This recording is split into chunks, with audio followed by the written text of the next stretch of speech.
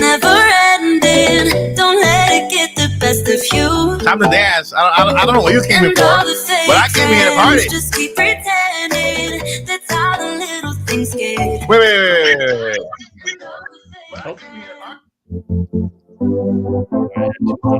All right. Welcome to 106.7 FM. The podcast you've been waiting for all week. It's the Main Topics Podcast Party. I don't know how you're feeling, but I'm feeling excited, and it's time to celebrate. I mean, the time for hype has not ended. We are on a roll, and it's dance party. If you're not dancing in the chat, I don't know what you're doing, but I think it's time to dance. Wait. What happened to me? You gotta do the Samus dance. 1, 2, 3. Yo. I just turned on my camera. I don't know how, but I did it.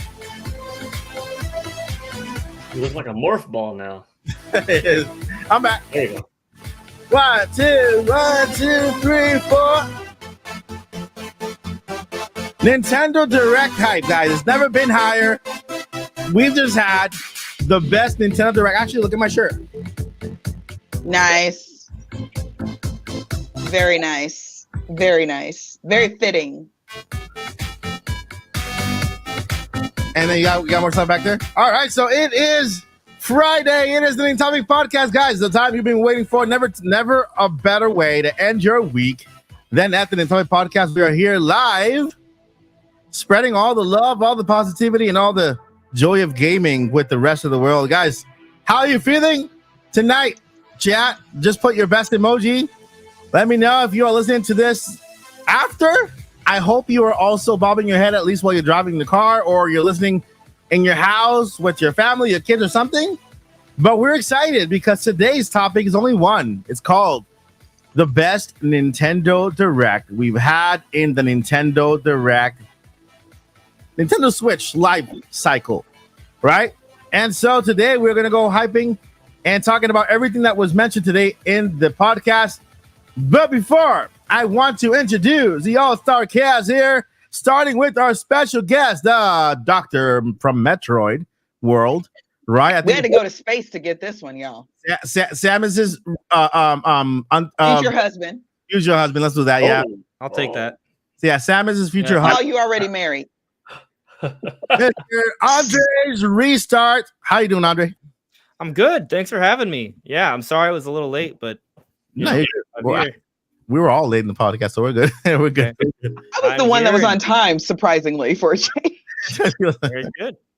But yeah, I'm excited to talk about the Direct and especially Metroid.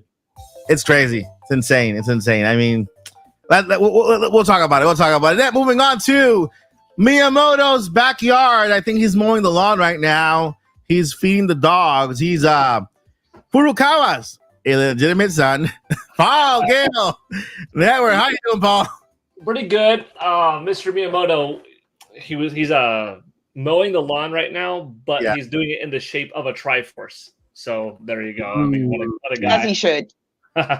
I've done that before. I gotta share the picture. I've told you all before about it, but I've mowed my backyard lawn before in the shape of a Triforce, and I raked all of the leaves to be in the Triforce like golden fall, and it was dope. But I'll do it again like this year when the fig tree leaves fall. But anyways, I'm doing great. Still super hyped, super happy off of that Nintendo Direct. Watching it, I was saying, could this be the best ever? It's one of the best ever. It's one of the most meaningful ever. That's for sure. But we'll get more into it. But I'm doing great.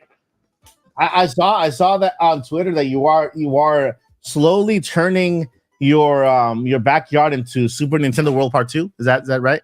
Yeah, I did that too. That's also what was new this week. I had these 4 blue chairs. And I was like, you know what? I got a Nintendo Fire It Up. So I painted them blue, yellow, red, and green, and I shaped them in the positions that they would be on a Super Famicom or Super NES logo / controller. And the backyard's Nintendoing up a bit more. Oh man, Power up. That's awesome. That's awesome. Pretty soon we'll have Donkey Kong just swimming in the pool somewhere. I did like a giant banana for like a DK themed pool floaty. Get like a hammock. Do like a hammock. Oh But yeah. it's like a banana yellow and the tips are green or something like that. And hang it between two Maybe- posts maybe or two trees. Some Splatoon, Octoling, Squidling, like. Huh? You can have them hiding in the bushes with like a little splat bomb. I've got ideas. Yeah. I've got ideas. And We're all going to Paul's house. Like seriously. We're all just gonna go hang out at Paul's house. before we proceed with the next our special guest, I just want what's going on here. What is this? I don't know if you know, Mike, but we totally can't see you. I know. Yeah, your video went off. That's what I was about to say. The camera that I have is borrowed. My camera broke. Okay, my main camera, and so yeah, you're gonna expect this throughout the podcast. Well, I have a good picture there at least. You know, the kind of in that little animation that kind of I don't know gets bigger and smaller every time I talk. But you Wow. have to show off your hair. You have to show off your hair tonight. Oh no, I don't have purple hair anymore. It came out way too light, so I was forced to dye it black to dark. And she goes, my wife. Ooh! She goes, next time I'll take you to a place because we did it ourselves. I tried to bleach my hair myself, and then I colored it myself, and it came out like purple, light purple. You guys, it's like a light purple, almost Put pink. a 1 in the chat if you actually believe that story. I'm just worried about you going bald. Yeah, Oh yeah, that is a problem too. Too much chemical Mine? is not good. Like, you have black hair, right? Like me. I do. Yeah. Yeah, like, isn't it harder to? I don't know. I've never colored my hair. I don't know how it works, but I imagine it's not easy for black hair to change color. No, you have to Especially- bleach it first. When Nuke you, it first. That Well- doesn't sound healthy. and you bleach it, it turns blonde. After you bleach it turns blonde, and after that, then you color it. It's a bad thing. Yeah, a bad thing. But anyway, Okay, I want to we move gotta on. get to the. Just keep wearing a hat. I got Hyrule over here. She is Hyrule correspondent directly from Hyrule. Reporting is Joy C, the JJ. Hey guys, I'm reporting live from my office in Hyrule. I promise. Link, and if Workout anybody landing? hasn't noticed, yeah, totally. Link has gone missing. And the princess asked to borrow one of my hoodies. So don't know what's going on there, but developing story. Stay tuned. Oh, okay. So the Very prince, cool. she asked to borrow one of your hoodies. Yeah, and it was so funny because Link had borrowed that hoodie and he was bringing it back, and then the princess said, like, Auntie Joyce, can I borrow that hoodie too? And I was like, sure, okay, interesting. And funny enough, I haven't seen her in a while, and Link is actually missing. Wonder if the two are related. Story at 10. So yeah, I mean, Zelda was missing in Tears of the Kingdom. Now Link is missing in this one. There's like a lot of missing going on. So anyway, Zelda was with her great grandparents. She was fine. She was at her grandparents' house you're right. back in time. All right, so I want to shout out Lily Hyrule is away on vacation, but she is somewhere in the chat. She'll be popping in the chat once in a while. Paul Gill just gonna pop out. Thinking of popping We up. always have technical issues. Y'all know it's just part of the stream now. And he's It's looped back in. part of it. So, and also Zach Hendricks is on its way, so he'll be popping in any minute now as well. But yeah, Zach's in traffic. yeah, he's in traffic in Chicago. All right, so today we are going to be talking about the Nintendo Direct. That's topic number 1, number 2, number 3, and number 4. Oh, What direct? The Nintendo Direct that just happened a couple of days ago, the one we're all hyped about, the one that changed How our did I lives, not know about this? No, I'm kidding. Go ahead, Mike. the one that changed our lives forever, the one that we'll never forget ever, the one I will talk about grandkids about, the one that showed that game that we've been waiting for. It was not a myth. It came to pass. That showed that game that we've been waiting for. Who's that? My volume's down on my phone. the ghost of Mike Odyssey. Right? Probably. It's a boo. All right. So the first thing I want to do is I want to get don't dive too deep into this one, but I just first want to get your reaction. Okay, over the entire podcast as a whole, your reaction. Starting with Andre, I want to get your reaction. How were you feeling Everybody's seen your reaction because it's been is one of the highlights of this past direct. Yeah. So specifically about Metroid Prime 4 Beyond. See, like I haven't spoken too much about my reaction. It was glorious. And it's one of those things where, I get things wrong a lot. There are times I get things right. And when it comes to Metroid Prime 4 specifically, right? Just about Metroid Prime 4, because I'm not trying to make this about me, but literally everything I've been saying about Metroid Prime 4 for the last while, the direction I've been leaning and thinking, everything I thought it was. And what's interesting about that is that I've had high expectations for this game, right? So the fact that it's meeting my expectations, I think that says a lot, right? Like I was expecting this game to have iconic music. Yep. And something that maybe I was surprised about, I wasn't sure we would have evidence of getting iconic music in this trailer, but we have it. Like already with the first 2 minutes of this game, I already feel like we're about to get one of the best like orchestras or soundtracks from Nintendo in years. And like just from that, like Dread doesn't even have that. Dread's a great Metroid game, but it doesn't have that calling card of really good music. It has a couple good tracks and the rest are just kind of solid. So already from a musical perspective, I'm like so stoked. But going beyond the music, let's speak on the visuals. It kind of annoys me that people are like, oh, this is Switch 2 footage, right? There's no way. Because from my perspective, it's obviously Switch 1. However, I think it does sort of go to show just how impressive the visuals are. Because some people can't believe it's being made for Switch. Yeah. And here it is. Compliment.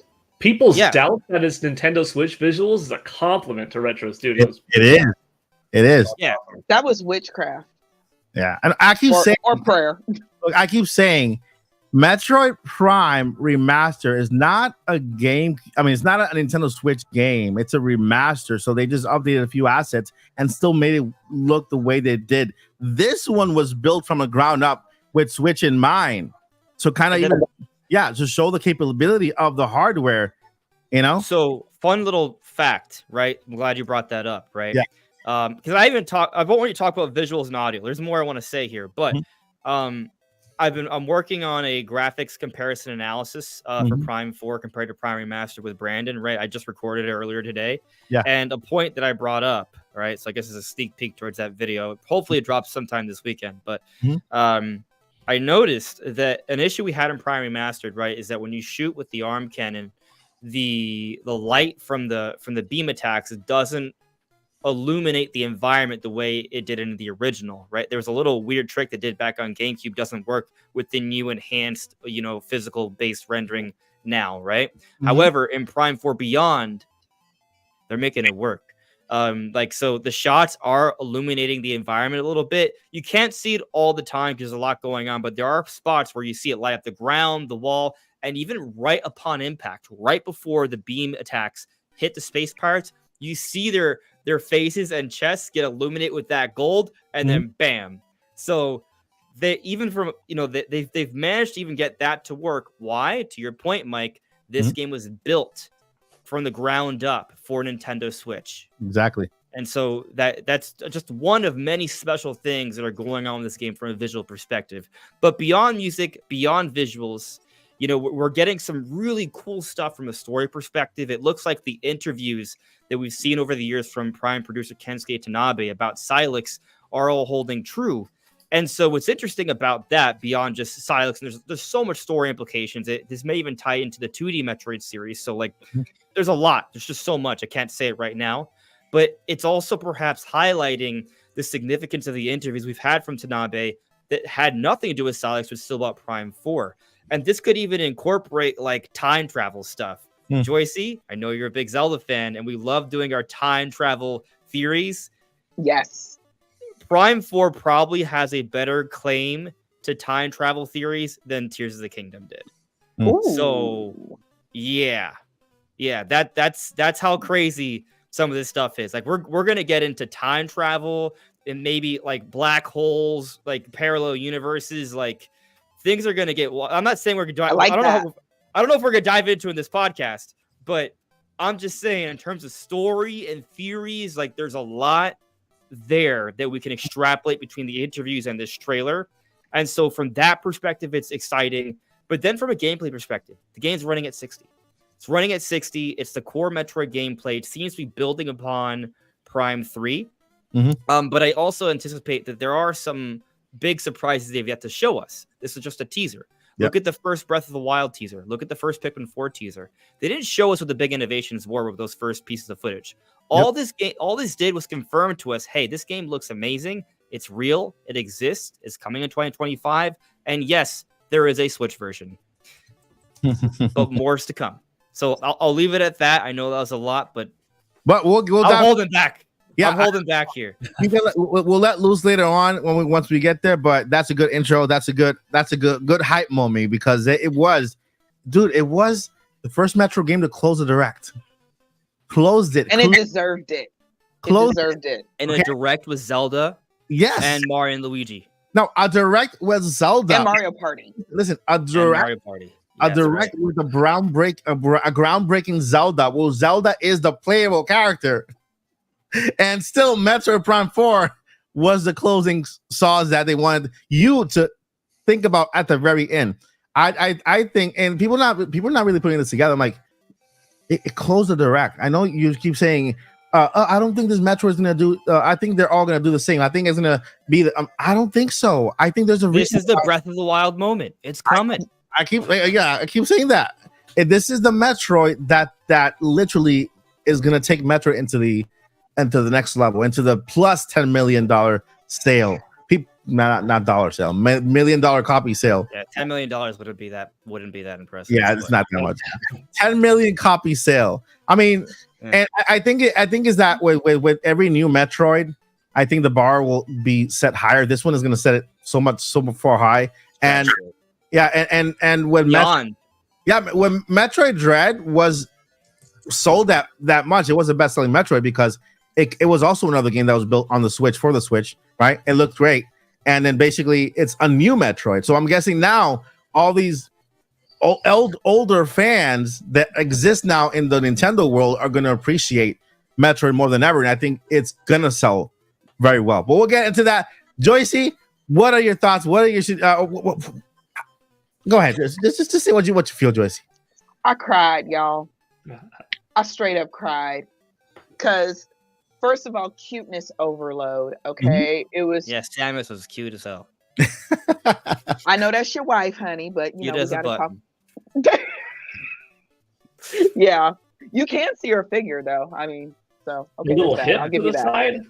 Yeah, she was spunky. Yeah, she's been hanging out with Bayonetta, I think, because only Bayonetta stand like that. But anyway, let me stop. Seriously, Echoes of Wisdom.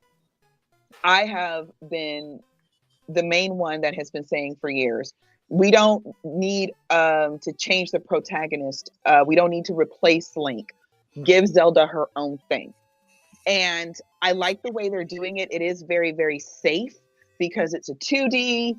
As beautiful and as cute and sweet as the game looks, that didn't cost $100 million. Let's keep it all the way real.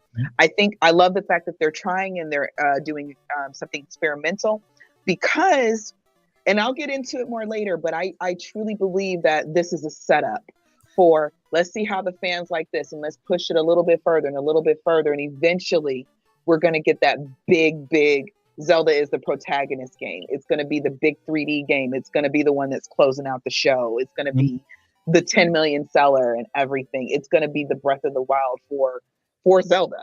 I don't know exactly what that looks like because, I got plenty of ideas, but I don't know exactly what that looks like. But as far as what we have right now, I absolutely just think I think it's wonderful. I think the story is going to be great. 2D Zelda really doesn't, and top-down Zelda really doesn't disappoint. Everybody already knows my favorite game, Zelda games to this day, is still A Link to the Past. That game still does it for me, no matter what. So I think that we're going to get the same. And I completely cried because I was shocked. Because all I could think is, I don't remember this in Link's Awakening. I don't remember this ending. What happened? And then I have to point it out because it was so sweet. Is the last act that Link does, knowing he's going under. He's of course not dead, but we don't officially know that. He'll be dead. The first thing he makes sure that he gets Zelda out of her captivity. And I'm like, that's I know the fan base like that is love, whether it's a friend or a relationship. Last thing that he does is he's like, I'm gonna save my homegirl. I'm gonna save my girlfriend, whatever she is. And Mike will be back, guys, because technical issues are part of the show. Please enjoy them. I'm gonna shoot it over to Paul, and Paul, please tell us all of your thoughts. Zelda, Metroid, all the things. Oof. Gosh, we could spend 40 minutes right here on. Oh, Mike's back in video form. That's good. Good. I mean, For 60 seconds. At the 2-hour mark, though, I am going to go get dinner. I have it. I have something I can heat up. But yeah. But that's okay. Let's go. All right, Paul, it's your turn. We don't get directs like this. For like a 43-minute direct, it's almost too easy to just ramble and have a 43-minute monologue on just why it was so cool, and not necessarily over every game, but because I could spend a lot of time on just key titles. So we'll get into that. Yeah, we'll get into that. We're going to get into all of it tonight. 5-hour podcast. Yes. Overall, Direct was fantastic. It was an easy A for me. The fact that it started off so strong with Mario and Luigi brothership, the game looked nice. It popped. It had really cool art style. That's one of the beautiful things that you never know what Nintendo's working on, and that's one of the cool things about how they release games. That studio and all of the studios within are constantly working on projects. So when they say, here, this is coming out a year from now, we knew about Pokemon Legends. I mean, even though it's from Game Freak, we knew about Pokemon Legends ZA before Mario and Luigi, yet we're getting Mario and Luigi first, right? So when you hear about things far in advance, it's not, oh man, it's going to take a long time before I get anything new to play. No, you're going to get stuff to play in between that you don't even know about yet, because they do some far out announcements, sometimes like a year plus. In Metroid's case, 7 years, but it was a different story kind of. But you've also got these things and that's the exciting thing to be a hardcore Nintendo fan, which we all are, and probably most of the chat. What else are they working on now? This September, they could be like, oh, by the way, and here's Punch-Out coming out. What? A new Punch-Out? Oh, it's just one of those things that gets you continuously hyped. And if you have to be a part of any kind of fan base, Nintendo's a really easy one to be in, because you've got so many beloved IP. And then now that you see a more exploratory Nintendo, it's what else are they going to do? They're going to do a movie with it, a cool sneaker collaboration, a park, a comic book. So, sorry, that was a tangent going apart. But Mario and Luigi just made me so happy to see. The fact that we were going into the middle of the Direct, and in the middle was Zelda, I thought, you got to end with Metroid. If you're having Zelda in the middle, the only thing bigger that internally that the fans have wanted is Metroid. There was a tiny part of me that was thinking, oh boy, is it too good to be true? No offense to it. I love Fire Emblem, but could they end with Fire Emblem, Genealogy of the Holy War, this gorgeous looking new Fire Emblem game, but it wouldn't have the same impact. I think that you would have had Zelda flipped, maybe. I don't know. I was convinced it's Metroid. But before we even got to Metroid, we had that silhouette of this guy right here. Of Ryu from Street Fighter. And when I saw that Marvel vs. Capcom, I was like, oh my gosh, this thing has been stuck forever in the realm of, okay, how is it ever going to come out? Fox had the rights for this. Sony had the rights for that. Marvel acquired their Fox stuff back to themselves, and they're working with Sony on this, but then Disney's got this, and blah, blah, blah, blah, blah. And not only are we getting Marvel vs. Capcom 2, and music expires and all that, but we're getting 7 games in one. That, to me, was huge as a fighting game fan, as a Marvel fan, as a Street Fighter fan. And these games, by the way, have also never been released before on cartridge. So that's a cool bonus. And then ending with Metroid. I need more Metroid time later. As probably I'm sure Andres is itching to talk more, but that was it's funny. It always gets me when people say, because I think Andres and I were both a part of this compilation video. I don't know if you saw it, Andres. Somebody did a have. compilation video. It I was have. like a 42-minute long thing of like 20 different YouTubers that had their things. I think yours was in there, mine was in there. I think I saw Rogers Base, maybe Play Wrestling. So there's quite a few of us. And some people in the comments, dude, I totally get it. I totally got that energy. Then you got the folks, oh man, fake YouTube reaction just to get things. Like, you don't get it. When you are so passionate about that, your voice goes, you could be a manly man or a girly girl or anything in between, whatever. That passion, it just nothing like it. And that Metroid thing got every piece of joy out of my heart and soul, because I was at E3 2017 when I saw it, and I reacted like that back then. So when I was there, a couple thousand of us fans getting ready to go in were that hyped, because even though Metroid's never been the biggest seller, it has a passionate fan base, because there is no bad Metroid title. You know what I mean? From that core Nintendo team, and even Other M is not a bad title. It's a good game. Everything is a 9 and above in terms of Metroid. Maybe Other M's like, 7, 5, 8, something like that, but that's good. It's a good game.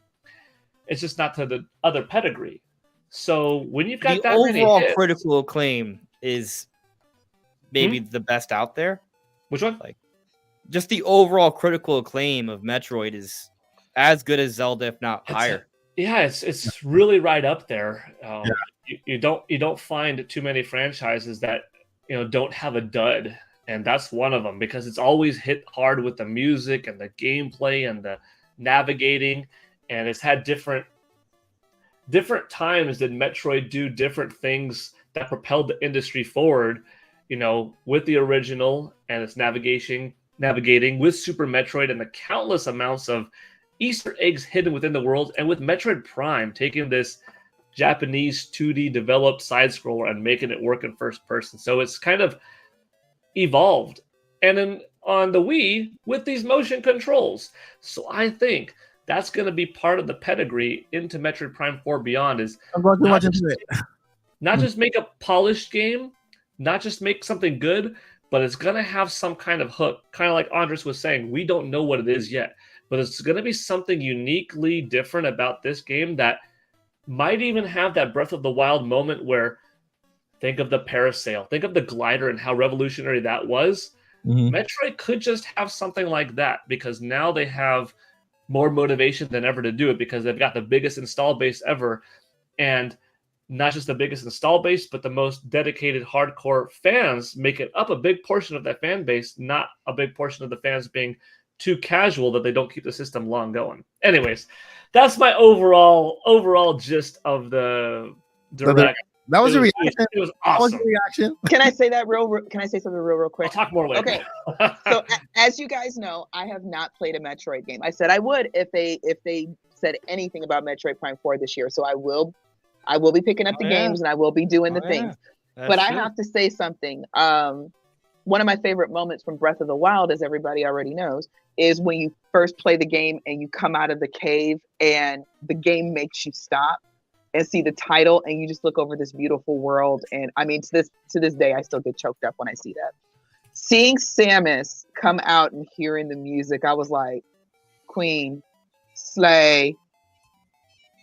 Okay, now. Oh, gameplay. Okay, we're going. Here we go.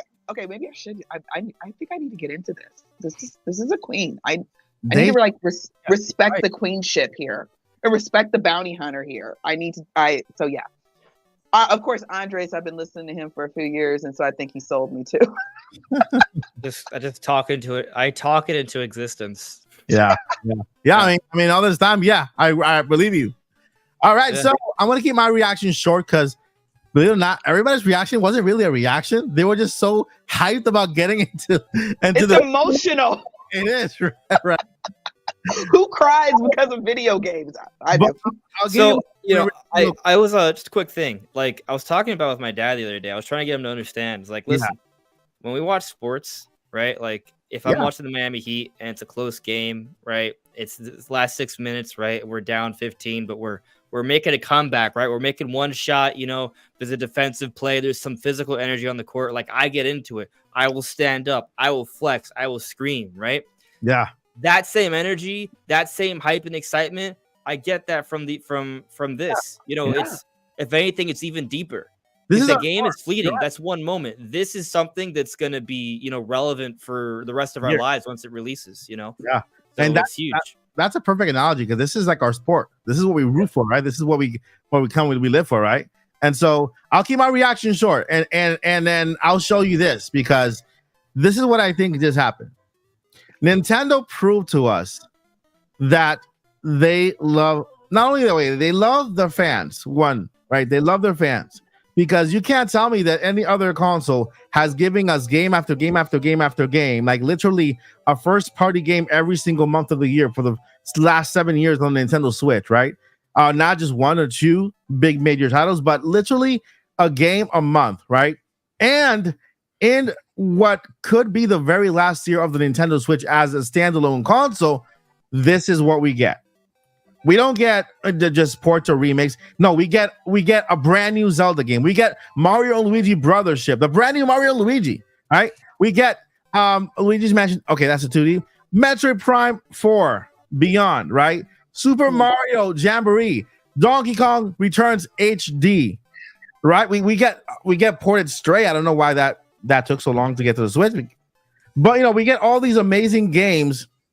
On this Nintendo Direct, we get a PlayStation exclusive in Horizons in Lego form, but we get it. Even PlayStation acknowledges how powerful the Nintendo Switch fan base is, and the number of consoles sold. Because I just read a Twitter today where I think it was the president of Nintendo saying, "You know what? I wish we can come to a point where there's only one console." And we just developed. I think that was PlayStation, the new president of PlayStation. He started. Yeah, PlayStation. Yeah, I wish we had just one console, and then we can all develop for that one console, right? I'm like, yeah, that's what you want, and that's what you're saying now, because on whose, I wonder. Exactly. But I'm like, hey, good idea, but no, but no, So that's my reaction. I think we got one of the best Nintendo Directs in a long time, and the fact that it was at the end when we were all expecting Breath of the Wild, Legend of Zelda, Link's Crossroad Training, Wind Waker, and Twilight Princess ports and remakes. We were settling.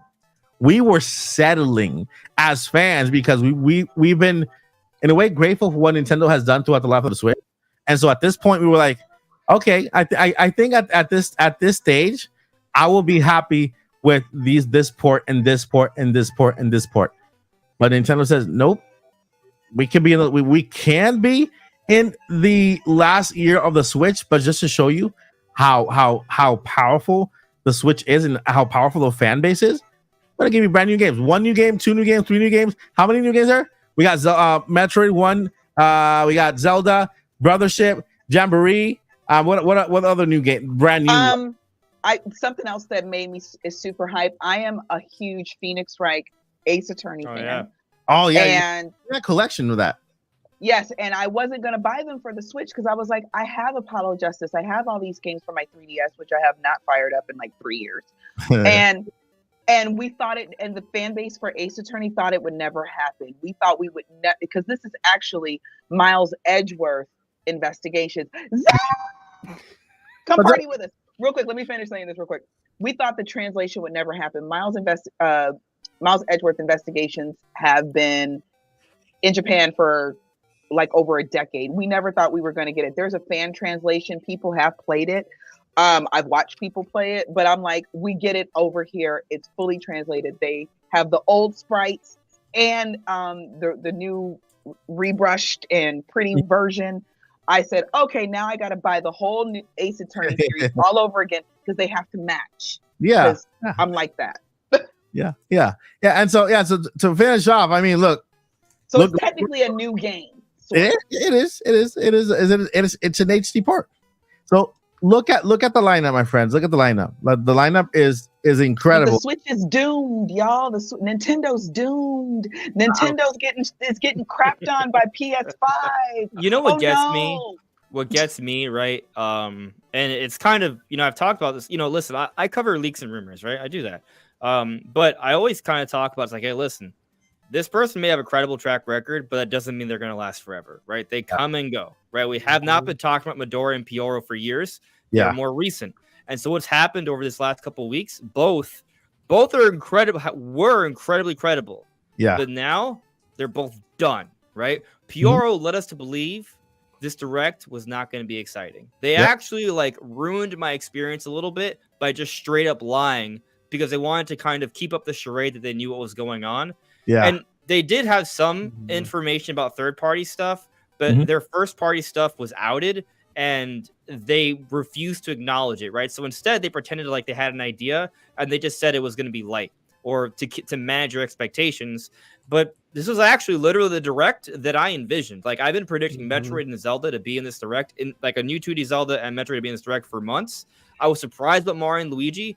But I was surprised about. I thought that we would get Mario Party, but I didn't think it would be like the biggest Mario Party ever. And so my point is simply that, listen, this direct is really good, and sometimes I kind of, I'm not a fan of when people say, "Hey, temper your expectations." Like, yeah, I think we should be aware of what makes sense and not, but also we should be allowed to be excited about these events, and this is awesome. Yeah, I don't think eight first party games. Eight That's first not- party games. Dude. It's all right. It's little. All right, You remember back in September last year when people were like, "Oh man, Nintendo must be on their last legs. The only game they showed off with Princess Peach Showtime." See, they could have shown off any one of these games because these games, all of them that they showed off today, were in development. It's not like they just started to develop them in October and now that we're ready to be shown, which goes back to my beginning part. Never have some kind of doubt that Nintendo is cooking. They've got a couple dozen titles at any time, and they've all taken their different amounts of time, and they're all different strategies on when to best reveal and when to put them out. And don't lose hope on Wind Waker and Twilight Princess. I'm sure that they will eventually be released again, possibly as a interim in a pausing point when Nintendo Switch 2 is out, and it'll release on Switch and Switch 2, and the Switch 2 will benefit more. Nintendo's got it, especially when they merged their hardware and software lines and their home console and portable console divisions. Everything is Reach, brother.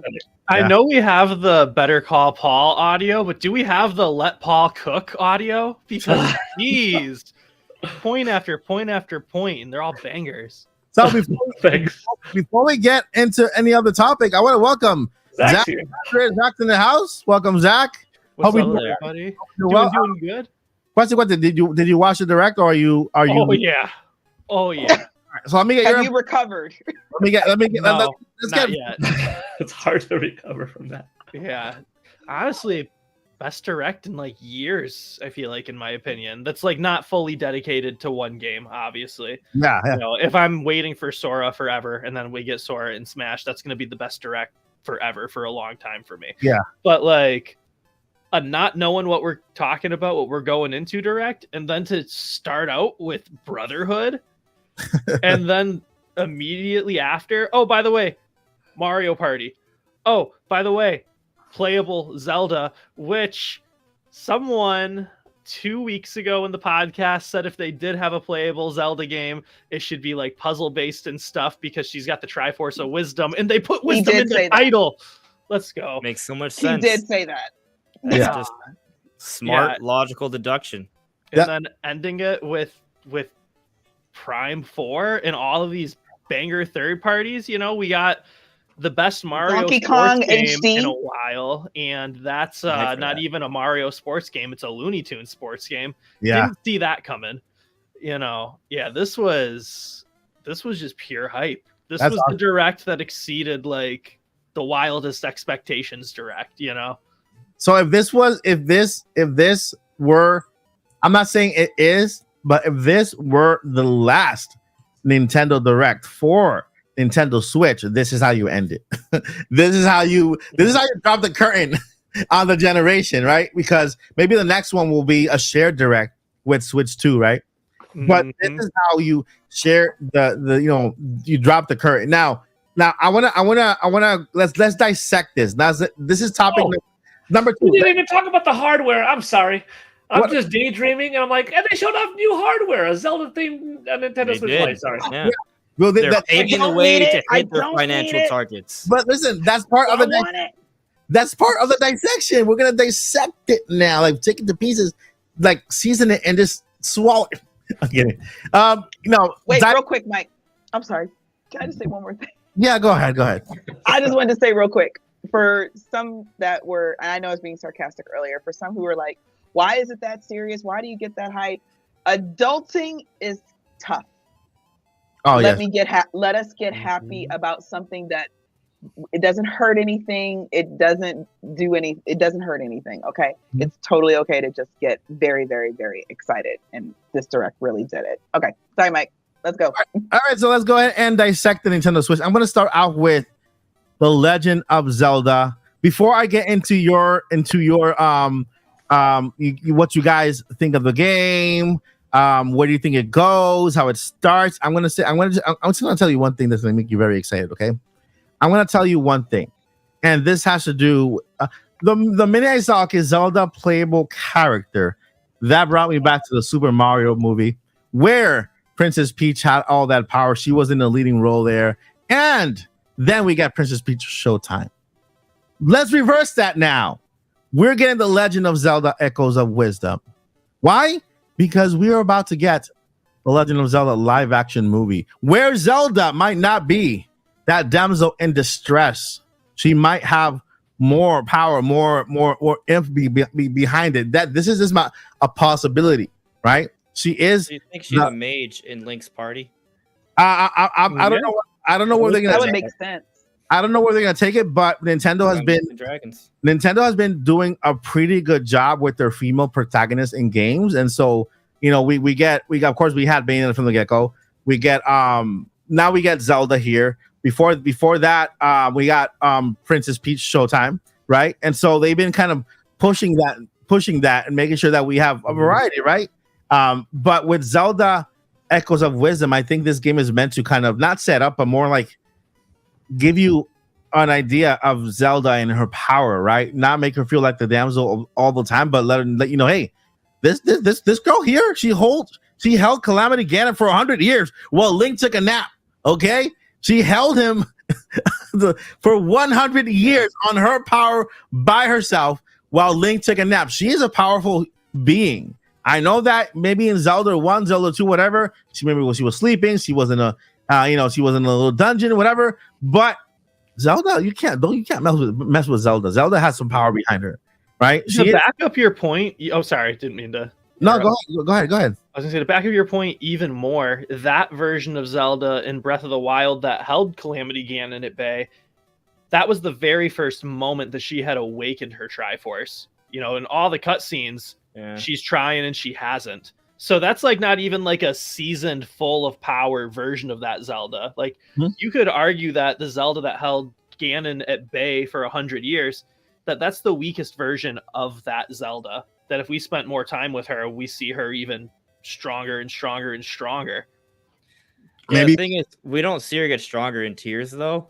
Mm-hmm. Mm-hmm. She's good, but she's not goddess power good, Mm-hmm. I don't know. Like, I think she kind of burned herself out, but like theoretically, right? If those powers were to come back and she were to master them, like, I do think I understand your point. Mm-hmm. You also could argue that like she was maybe training as she was like it was she was learning as she went when she was holding him back for those 100 years. Let me tell you something. Goku cannot maintain a Kamehameha for 100 years. He'd get hungry. And here was Zelda for 100 years holding Ganon tight. 100 years. Let's not put that little. That's goddess power right there. Oh, she's a total goddess. Like yeah. I would actually, I think Zelda's more powerful than Link. Like at least based off Breath of the Wild. Like People were born and they died with Zelda holding Ganon back. It's a lifetime.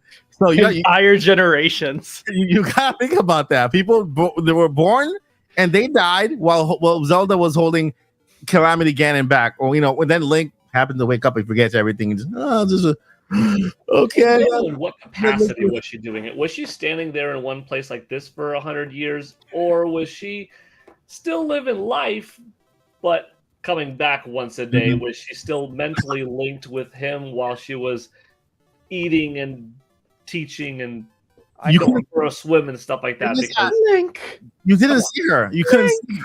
I try to see it as her being as like a pseudo cryogenic sleep, but also some extent being there is some level of consciousness, because she was holding him back.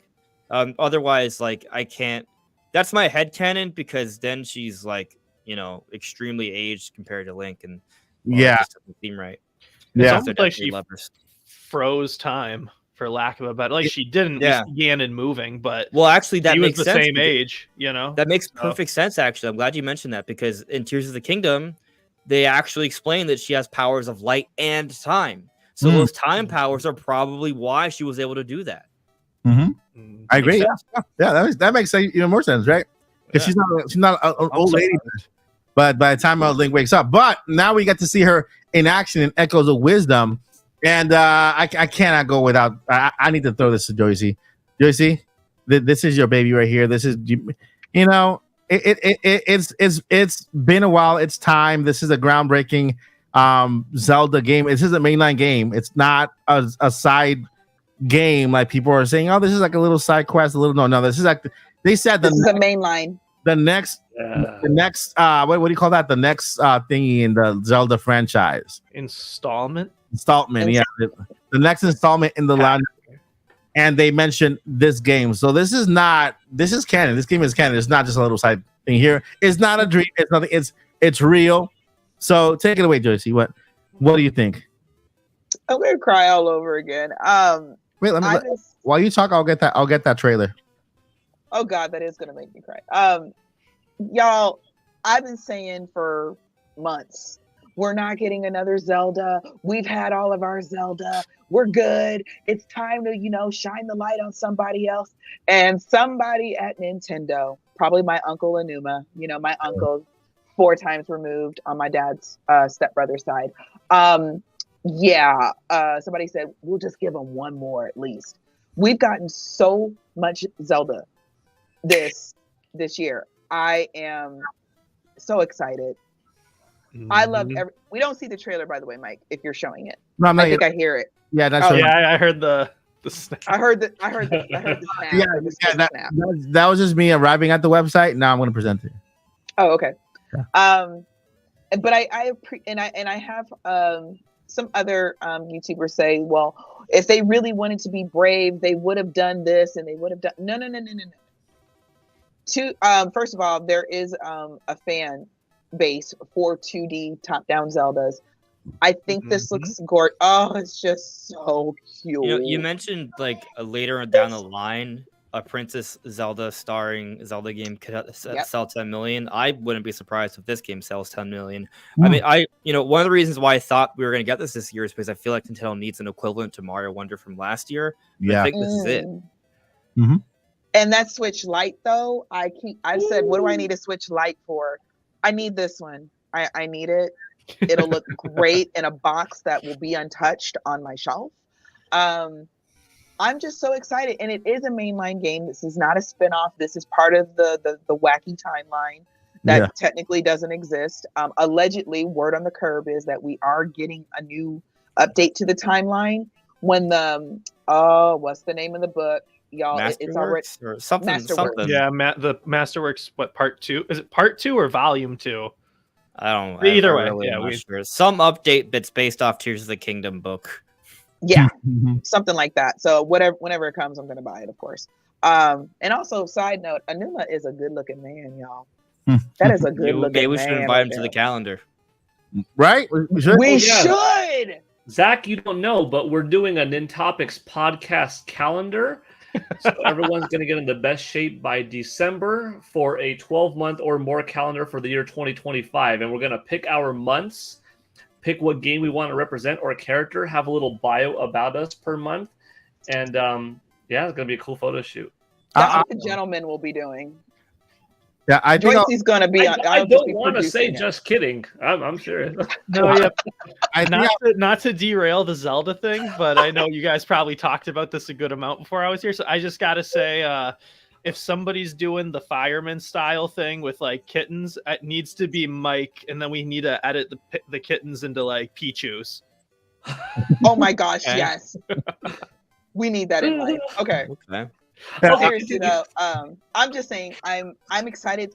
One of the things that I really appreciate about Nintendo when they show us their triple A's is that you really always they give you a sense of, oh, this is everything what this game is about. Guys, we haven't even seen a good 1% of this game. I remember when Breath of the Wild and Tears of the Kingdom were coming out and they were giving us all these trailers, and really most of the trailers, with the exception of a couple of shots here and there, most of the trailers were in the starting area. So we didn't, and in Tears of the Kingdom, we didn't even know that there was a depths area. We didn't even know that until you played the game. So I wonder what this story is. I wonder, Andres, I saw your video earlier. I really like your point of view on what it could be. I low-key kind of feel like it's similar to A Link to the Past, where there's a light world and a dark world. Mhm. And I feel like Zelda's going to be running around the dark world or something like that, or Lorule. I don't know. I don't think it has anything to do with Link's Awakening, because that's a whole other thing. But I'm just excited. I'm just excited. I want to see how this works out, because that's what I've wanted. I wanted Zelda to do her own thing. She's not fighting with a sword. She has her own she has her own thing. Yes, She got her own thing. She's Miss Independent. I love it. I'm here for it. I'm here for all of it. I'm just watching this, right? And part of me is, as a dad, part of me is getting very emotional. You know, I'm like, man, here's Zelda, man. Zelda is on her own, man. She's her own little woman there, just kind of really fighting all these kind of creatures that Link is used to fighting every day, and she's doing, man, such a good job, right? And so I'm happy that this is happening for the franchise. I think this will expand. This will be another market that will be reached, right? And so I can see my daughters getting into the Legend of Zelda because of this game. And so, yeah, I really do. And so, like, man, when I first saw it, I remember I wasn't yelling, but I was like very emotional. I said, man, why am I feeling so emotional right now? Look, this is Zelda. She's kicking it. I was not say you know. Yeah, she's kicking Heine and taking names. Yeah, and to me it's groundbreaking. It's new. It's exciting, and I can't wait to play it. But yeah, I mean, and to your point, it does have a similar map to Link's Awakening and no, A Link to the Past. Link's Awakening is not Link's Awakening. Similar aesthetic to Link's Awakening, similar map to Link to the Past, and A Link Between Worlds. Yeah, that's exactly what I want to say. So, yeah. Similar creativity as Tears of the Kingdom. I get my it's not working. It's supposed to happen. Yeah, analyzing the trailer for this game, like, it's so clear that the fingerprints of Breath of the Wild and Tears are here from a gameplay structure. Yeah, you know, like the Echo, the Triron, the Echo is like that. Is straight up just another version of like Ultra Hand or Magnesis, where you're given this ability early on, but it has a wide degree of applications that are limited mostly just by your own critical thinking and creativity. And so they're going in that same direction of everyone's going to have a slightly different adventure based on what they choose to do. And it does make me wonder about the world structure, right? Like, is this going to be open world, right? In the sense that you're going to be able to do things out of order, or is there going to be a set kind of dungeon design? My theory is that the rifts, right? Those purple things, they're basically like this game's version of like mini dungeons or shrines. And so I'm kind of thinking that when you get into them, you clear it, right? Because we saw some shots where you're inside that area. And so I think you clear it, and then when you get out, that part of Hyrule is restored. Oh, nice. Yeah, that's my theory. I hope that it is like the Legend of Zelda and A Link to the Past, where you can complete it in any form that you want, and so it technically is open world, but it's but you still complete it in any form you want. It'll be awesome, and I love that theory. I love that theory because you go, it is kind of spread out in different regions so that Yeah. you can actually go to each region and dive in there.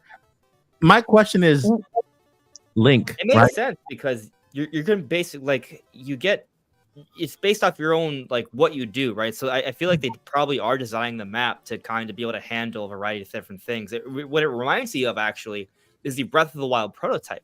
Yeah. Have you guys seen the Breath of the Wild prototype?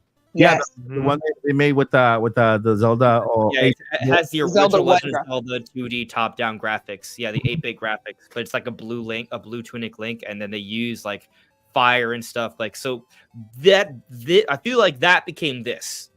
Okay. Yeah. Yeah. The Yeah. other thing I was going to say, like super quick, some of the people that are out there that really go into real deep dives on these trailers, I'm so grateful for that part of the community. They have found a lot of things that reference Tears of the Kingdom, the Zonai, some of the material, the patterns, the style, and everything like that. And so it's got me thinking, like, is this after Tears of the Kingdom? I know it's way too early to talk timeline, but it that has me thinking. So I'm like, ooh, is this like a distant relative of Tears of the Kingdom, Link and Zelda or something? Yeah. So, Never too early to talk timeline. Yeah. And I it's mean, yeah, and so like at the very least, right? Like they show a wooded area that is tropical. So Mhm. that to me is like, oh, so this is new Faron, right? Because Faron wasn't always a tropical environment. They Mhm. made Faron tropical in Breath of the Wild and Tears with like the big trees and stuff, and so Yeah. we have that in this trailer. So I don't know if that means there's a straight up like this is a sequel or something, but I think it at least means like their vision of what Faron is has changed. There is a Gerudo area. There's a desert area with Gerudo women, right? Like we've had desert areas in 2D Zeldas before, but they don't always have Gerudos. There Yeah. are Gerudos in this game. So I mean, there could be something to that idea. We I also don't know if you, yeah, What? we also have two types of Zoras, the old ones and the new one. yeah. I really want to know what's up with that. Well, they I were. love it. That's not the first time that's happened. They Oracle. were both in No, it's Oracle of Ages. Right. Yeah. Mm-hmm. And we have But I want to know what's up with that in reference to this game. Like, how does Yeah. that work? But it's also interesting, like it's cool because like you got like the Oracle games as you brought up, Zach. Like it's like different pieces of lore from different games are kind of converging here because even in like Tears, there are references to other Zora tribes, right? Yep. And so we could be getting. There's a lot of possibilities with this game from a lore perspective. Like it could help plug in a lot of holes. It could maybe perhaps speak more on multi Zora tribe dynamics. So there's that possibility because we do see the two different. They're arguing with each other, right? So like that there could be something there that would be really cool. My personal theory is that this game takes place after Link's Awakening. This is an experienced Link that's come back who saved Hyrule before. Mhm. And a lot of that just has to do with the art style. It's the same art style, but also there's the code names. So before Midori had his great fall, and he leaked all these different code names. And he had leaked the code name for a Zelda project that was for Edward. Yeah. And so Edward is actually a brother to Richard, the Princes of the Tower. Mhm. This is a real event that occurred. This is I talked about this 2 weeks ago, 100%. Yeah. But you're going into more depth, so like, I'm not trying to say stop. I'm just hyped. Oh no, but yeah, they mysteriously disappeared, right? But point is that they are royals, right? And so if you look at the different like the history of Zelda code names, that they're always based off some royalty. 2D games are based off actual people. Like I believe Triforce Heroes was Alice, if I'm not mistaken. Like was like Alice in Wonderland. Mhm. I think that's what that was the idea behind that one. But so the interesting part here is that we've already known about Link's Awakening. Its codename was Richard, right? One of the two princes. Yeah. And so there was this implication that there would be a connection here. And so here we're seeing this game. Presumably, the codename leak is this. I mean, that's the leak that actually Midori later said there will be a new 2D Zelda reveal. So yes. So does that mean it's just linked via codename because of the visual style, or is there like an actual lore story connection as well, be it a prequel, sequel? Hard to say. I think those three games could be. I mean three. I'm counting Echoes of Wisdom. There could be a possibility that they're all kind of close to each other in timeline, right? Like this one could be very, very near Link's Awakening could have been before that, or a Link to the Past. And does this mean that this is maybe a second game in this kind of theme and animation style that we're getting? I mean, we might get a Link to the Past after this one, or using the same map, because the map has been updated, right? I think so. This is like a more modern map of what a Link to the Past was, because you can see Death Mountain all the way huge in the corner over there, right? And then most of it is very similar, right? Even the little rocks that you can see all the way here, like in that formation, and then the castle where the castle is. Even like to the right there is supposed to be like a water dungeon, I think. Yeah, like, it's off screen, but it's like to the right of the lake in front of you. Mm-hmm. And then of course Link's house is missing. That could be pertain to maybe like one of those rifts, maybe swallow it, or maybe. I actually think that shot the rifts haven't occurred yet. So like there's a rift where Zelda escapes, but then I think there's a later scene where the rifts kind of consume the land. As you start to see there. But I was gonna make a joke that the reason you don't see Link's house is actually because Link is living with Zelda because they're lovers. This is actually adult Link and adult Zelda. You just can't tell because everyone looks like children in this game. They're so cute. I can't get over it. Like, actually, the knights of the kingdom. We just don't know yet. Yeah, the knights are the same age as Zelda. Like you can't tell the difference between them. Like they all we're not look trusting like children to protect the castle, obviously. Also, so, yeah. can you pause it really quick on Try, Mike, right there? You mean like right here? A second ago, where it like showed her name. Yep, right here. Oh, right. Yeah, sorry. The screen I'm looking at slightly delayed, so I was like, no, not here. And I was like, yeah. Okay. So, unpause it for a second. We're gonna go. Okay, and pause. So notice the 3 triangles above her head when she moves. Those Triforce looking triangles on the fairy named Tri. And so that was something that immediately stood out to me. What if that's a Tri stood out to me, but not the triangles? No, she's got 3. They spin independently of each other. If you watch her move again, like she just did. So that very much to me looks like floating Triforce pieces. Oh, there's definitely a Triforce story. I mean, it's in the title of the game, right? It's what is it? Echoes of Wisdom. So wisdom is Zelda. Right, the equivalent of Fi or Fi. Yeah, and, I mean, you're building her back up until she becomes the fully resurrected Triforce piece, and very possible. I will say this though, right? I wouldn't pay much attention to the 3 part of it. The triangles part is big, but she later into the trilogy she has a 4th triangle, and so each triangle pertains to the cost of the echoes. Like there are some echoes that cost 2, 3, or 4 triangles, and so I think the current theory right now is basically, as you progress in the game, you're going to get more triangles, and thus you have more options with your echoes. Yeah, right here is 1, like 5, 1, 2, 3, 4, and then 5 here. So the other thing I wanted to point out, as far as my own theory goes, an echo is like a repeat of something, and so we already know that the wisdom is part of the Triforce. But who's to say these aren't rifts through time? Who's to say not just are those 3 Triforce pieces or 4 Triforce pieces, but those are 4 Triforce wisdom pieces specifically, or 5 or whatever. But so and that's like the first Zelda. And Wind Waker had shards. Yeah, there was 7. Or I think, I don't know if they made it smaller. I think they made it into 5 in Wind Waker HD or something. I don't know, but so I think it makes sense for this to be like what Link has on his like waist in Tears of the Kingdom, like the little thingy that allow him to kind of produce something, or even glide for a period of time before everything runs out. And so maybe the more she goes stronger, the more little triangles he has.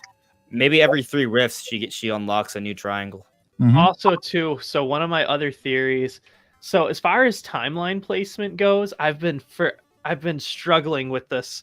I'm just like, because of the map, being the Link to the Past map, it's like, ooh, like that's like almost exactly the same.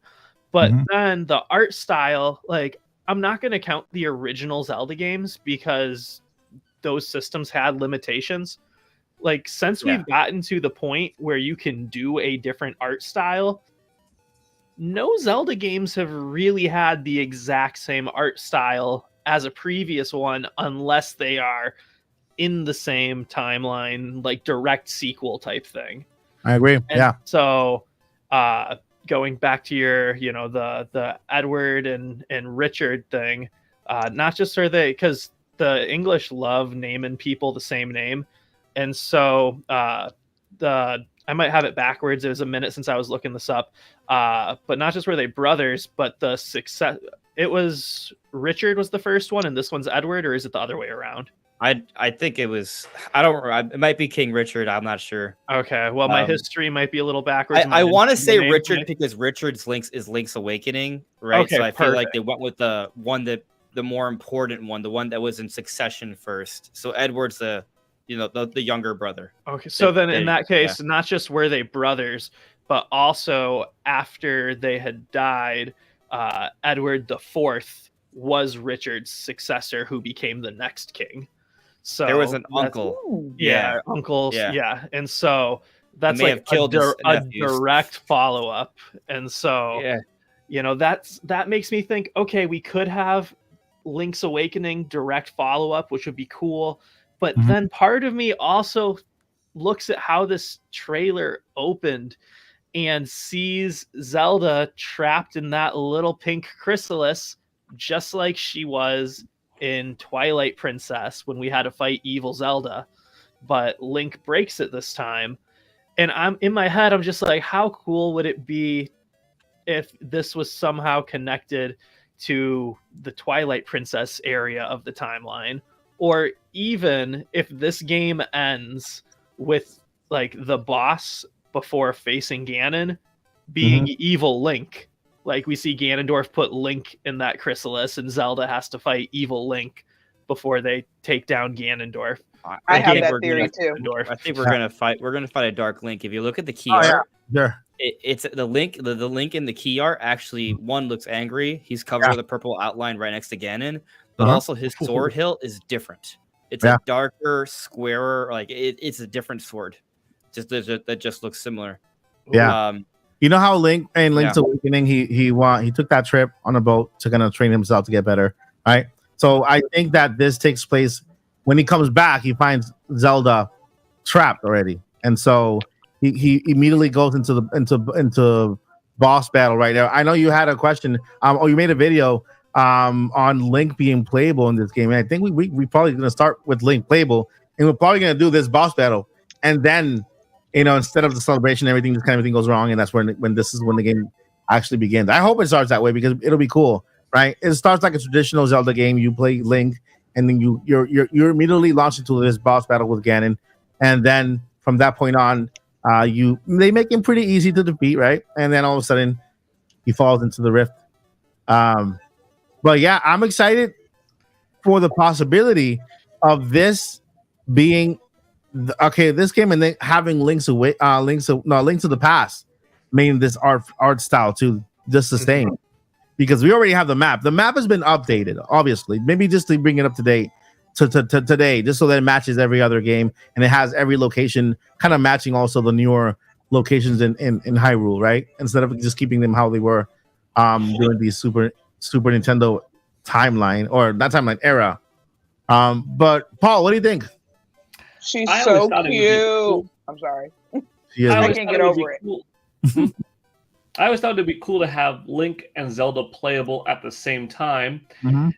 either as a two-player cooperative experience or kind of switching between dimensions, realms, light and dark. Like, in Metroid Prime 2, there is what you could do in the Shadow World, and then what you do there unlocks something that wasn't previously visible in the light, and then vice versa. Or like in Skyward Sword, there's stuff that you do in the past that makes the trolley go around and do it in the present, and that kind of thing. What if in the Rift world you are playing as Link possibly, and you are doing things that unlock stuff for Zelda up above or in this alternate dimension? Probably this game's not going to be two-player co-op, but that would be a cool thing. But I think it deserves maybe that's for a future title. I think this one deserves to be like let it be Zelda's time to shine as a playable character. But if there is some small Link inclusion beyond the opening act, seemingly, and we don't even know like how long the opening act is. Echo. Yeah, We're gonna unlock him as an Echo. Whole on,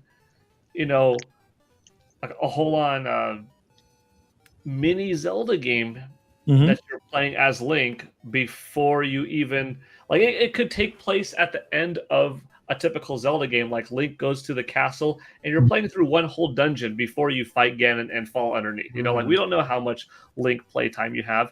If not, maybe nothing. Maybe just completely a little scene that you get. But Link's involvement, we don't know if it is nothing in the title or not. But it's just exciting to say that a New Game Plus isn't Link. Like when you finish, you can run through it again as Link, and it's like a whole different play style at that point. That would be different. Isn't it? You never know what Nintendo's gonna do. I bet he's a late game Echo. Be able to you saved him, or you're having an. I think you save him at the end. I bet he fights with you at the end. That'd be cool. New Game Plus would be insane. It would just be a different game then. So if they can pull that off, that'd be cool too. Question: Isn't this the temple you get the first pendant on in Link's Awakening? I do not remember, but it is a dungeon.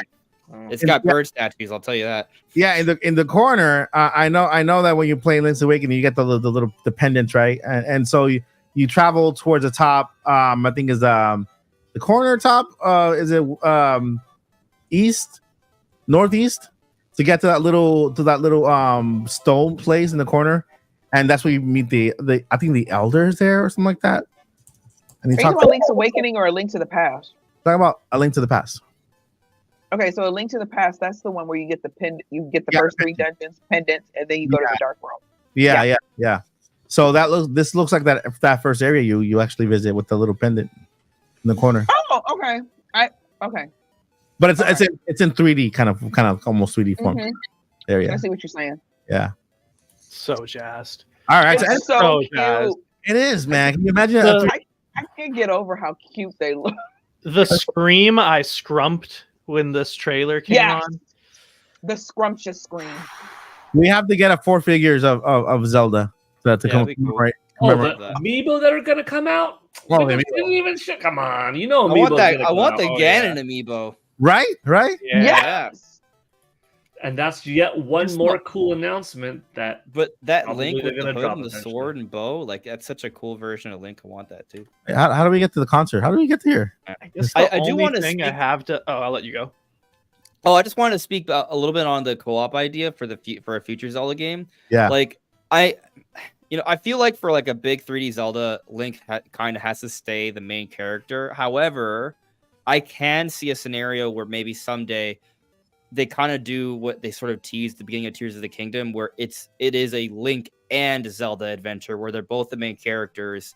Zelda's more of the spellcaster / like strategic person, right? Yeah, Link is I'll use the tools and weapons and the powerhouse of the two, right? And so like that you could build a game where you can use both as one player, but you could also build a game where you can still have a lot you could do as just one of them, and then the other is a co-op. Like it could be an online co-op or a local co-op thing. And that may sound kind of crazy, but like I don't know, 5 years from now, if they want to build a Zelda game like that, they would probably have the hardware that could pull it off, and it would probably do really well. Yeah. So a big majority of the reason I think they made this game is to be the last Zelda game before the movie comes out, and to position Zelda as her own character who can actually fight and defend herself. She has a story of her own, right? That she can take control of and be the protagonist of. And so I think this is kind of intentional for the Zelda live action movie. Because if you did not know, or you're hearing for the first time, the movie is currently in production now. It is officially in production. It's no longer in pre-production. He's done. He's done with the 8 movie. So he's done. He was done in November. He was taking a break. Not November, October of last year. He was taking a break, and now he right now they're in production for the movie. So that means there could be a cast out there. You know how quiet Nintendo kept that cast for Super Mario? Nobody. It didn't leak at all. Nobody knew about it. Even I watched a lot of movie channels, right? Marvel and superhero movie channels, and I watched movie channels in general. And nobody ever. They cover leaks too, just like we do. Nobody ever uncovered those leaks. Nobody ever thought that Chris Pratt was going to be Mario or Jack Black going to be Bowser. Nobody even put it together until that Nintendo Direct. And I think right now, casting is part. According to when I went to school, casting was part of the pre-production of the process, like location scouting, budgeting, all that stuff. So that part is done. Now we're in production. If you go to Wes Ball's page, it used to say, I'm working on Planet of the Apes, soon to explore Hyrule. Now he changed it to exploring Hyrule. And so I think this game is meant to be part of that, just to give Zelda some. Let me try myself real quick here. I like the fact that this looks like from Tears of the Kingdom, like the actual, the menu that goes to side to side here. Mm-hmm. Yeah, I hope they add a scrolling wheel, more fingerprints. Yeah. I'll say this, right? In September, the game's coming out. They have that Switch Lite. It's so soon. The Zelda Lego set that is heavily Ocarina of Time / Breath of the Wild stylized, right? They got the both versions. That's all comes out in September. Yeah. I am not sure what kind of direct we're getting around that time. I know we're getting something, but assuming they go with the same typical general direct format, which again, I'm not certain. I think, obviously with Switch 2, I think things are going to be a little bit different, but assuming they do that, I do think we're kind of positioned for maybe a Zelda movie cast reveal. Yeah, I agree. This September as well, and the time, the timing would be right in line with the Zelda release. But I'm actually want to ask you a quick question on this. Like, when do you think this movie is coming out? Because Nintendo just confirmed that the Mario movie is coming out April 2026. So where does this Zelda movie fit in? Do you think it comes out after? I feel like it would have to come out after. I think because it's one is animated, one is live action. They're two different studios. One is Sony, one is Universal Illumination. I think they're gonna come out both in 2026. If the movie's in production right now, if right now it's in production right now, why wait an entire, why wait 2 years into 2027 to release it? I think it's gonna come out in 2026, same year with the sequel. Remember, the Mario movie is a sequel. This will be the first movie. Mario movie is coming out in April of 2026. This movie has the potential of coming out later the same year. To me, I'm saying 2026. I was following Rise of the Planet of the Apes or whatever it's called from West to see how long when it started to begin. It only took about 2 years, a year and a half actually. I was also following. Right now, I'm actually following the Superman movie that's being James Gunn's Superman movie. I remember when he first released the trailer, presenting what he has planned. That was last year. He said, "Oh yeah, we're gonna have these movies lined up and this like that." Then they immediately went into pre-production early last year. And so this year production, and then it's coming out next year. So the thing is that, and I know Zach can speak to this, there's a lot of advances that have been made in the movie genre when it comes to settings, when it comes to locations, these big giant LED walls. I know the ones they use for this Disney Star Wars, this guy Mandalorian, right? I was like, what the heck? They showed the behind the scenes and how they filmed Mandalorian and a whole bunch of scenes. Like, wow, man, these people are crazy, right? And so I feel like there will be locations that will be on field, like real field. I hope they actually do get a real castle somewhere. With the technology we have nowadays, I think that this movie is not going to take 2 years to make or even 3 years. I think that 2026 is a very good time, and maybe around that time could also be a good time to maybe talk about the next Zelda game. Who knows, right? So I got a prediction for you. I can see the movie taking a little longer, but like 2027, right? Like maybe it comes out April 2027, right? Mhm. But now I believe more than ever, it's kind of like as there are different theories I have about certain things that are going on. Some theories fall apart, others, as more evidence presents itself, I double down on, right? Mhm. So like after this direct, I'm like 100. I was 100% convinced that Prime 4 is a cross-gen title before the direct. I'm now 125% convinced it's a cross-gen title. But Yeah. after this direct, I am now 90% convinced that there will be an Ocarina of Time remake. I was like 70, 80. Now I'm 90. So I'm predicting that maybe there is like a Breath of the Wild remaster or something in 2025. I don't know what they're gonna do with that, right? But in 2026, late 2026, I'm predicting that the next major new-ish Zelda effort is a big boy remake of Ocarina of Time. That would be awesome. That would be very close to the movie release. Yeah. Can I ask I need y'all's opinion on something. I kind of know what Paul and Zach think, but I still want everybody's opinion. When it comes to the Zelda movie, what audience do you think they're going for? Because Mario, in my opinion, hits you right in the nostalgia and hits you right in the family vibes. I don't think it's just a kids movie or anything. Anybody can see whatever they want. But for Zelda, I feel like it shouldn't be anything less than PG-13.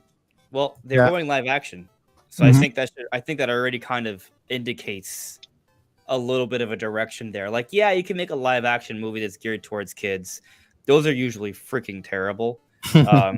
Like The Sandlot would like to have a word with you. Oh, I said usually. Okay, what was it? Aqua Girl and Lava Boy or whatever is garbage, right? Like anyway. So his children wrote that movie though. Who's what's his Andre's name? hating on the children, y'all. I just brought up a random live action movie that's for kids. That's all. I feel you. Yeah. But I mean, you look at something like Stranger Things, for example. That's geared towards a more widespread audience, right? It's not necessarily for adults. A lot of younger people can watch that, but it still has a lot of creepy moments, a lot of serious moments. It's a really nice blend. Like I'm not saying that the Zelda movie is going to feel like Stranger Things, but I'm just saying in terms of like the audience, I think maybe that's what they're kind of shooting for. I feel like Stranger Things and the Zelda movie would be shooting for the same audience. Does that make sense? That makes sense. Perfect sense. I mean, once you get live action and you put a sword in the movie and you start slashing things back and forth, that automatically makes it a PG-13 movie, right? And so I think PG-13 is right. It's good there, right? It's good because it's going to have a lot of action, a lot of fighting. There's going to be a protagonist that's going to try to destroy the world, kill people. There might be some deaths in there. We might see some deaths on screen, right? And so, yeah, PG-13 is, to me, it seems very good. I know there's not gonna be no cursing or anything like that or gore. It's gonna be like, PG-13. They get one. Yeah. They don't need it. And depending on the scenario, yeah, I'm not going to be angry at it. I don't like gratuitous, unnecessary words just for no reason. I got one for you. But if you're in the middle of battle and the big demon pig king is trying to come and kill all of your people, and you let something just fly out your mouth. But what if those words don't exist in Hyrule, so they can't be in there? So you know what I love about Xenoblade 3? They created curse words. That's awesome. I like that too. Yeah, they have their own little curse words inside their little universe. Fucking that! Like I love it. Like Spark is fucking in Xenoblade 3 world. It's so cool. They could do that. Andre, Mr. Krabs is Oh, I apologize for stating a real word. It actually just means from a farmer's standpoint to plow the earth and to put seeds that you're farming into the earth. That's all the word actually means. You're just trying to, spread your seed. Yeah. So it's just blown out of proportion.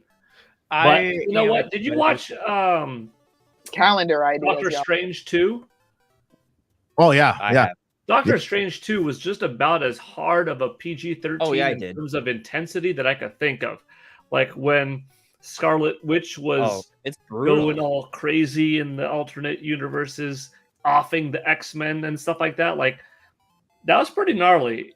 I think I thought you were talking about Doctor Who first, but then I was like, wait, no, wait, Doctor Strange. I've Doctor seen Strange. He had a And with how cape made out demonic of she was looking, walking through the hall and stuff, you could have a menacing looking Ganondorf. Sure. It could be PG-13. You don't have to have bloodshed when Link's, going through enemies, Lizalfos cutting off their tails and stuff like that. But you could save a couple of key elements of blood, kind of like Ocarina of Time did.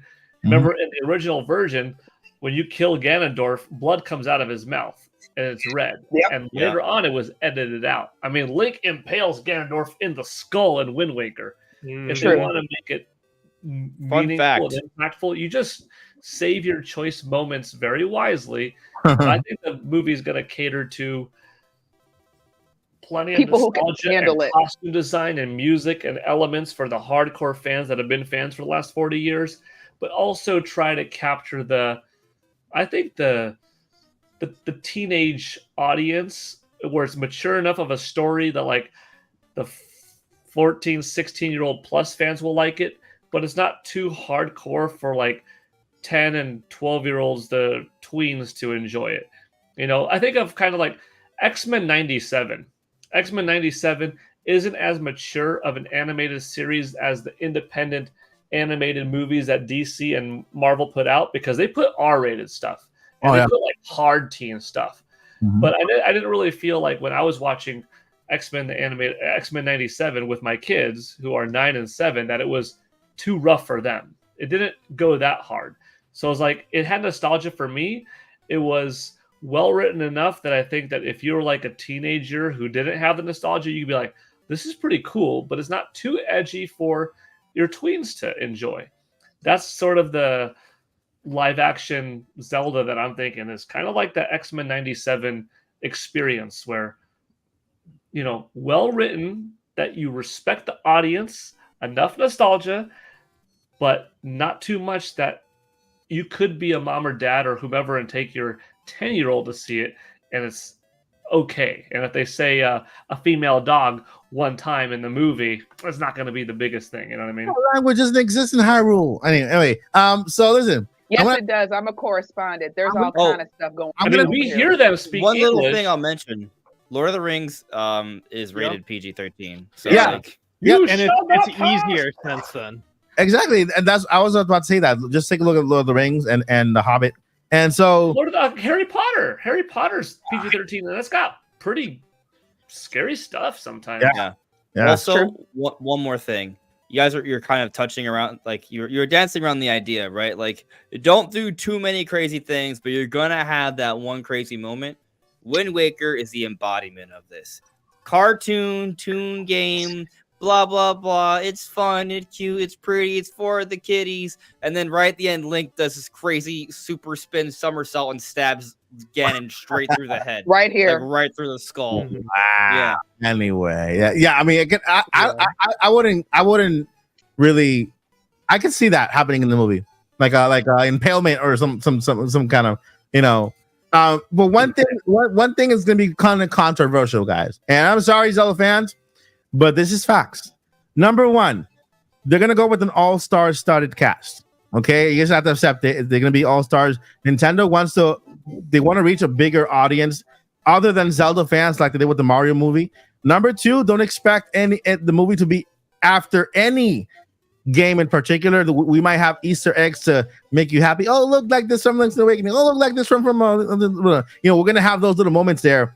But I think the story in general is gonna be one that the newest fan who has never heard of Zelda will be able to get into the into the lore, into the story, and become an instant fan, and then jump into the video games.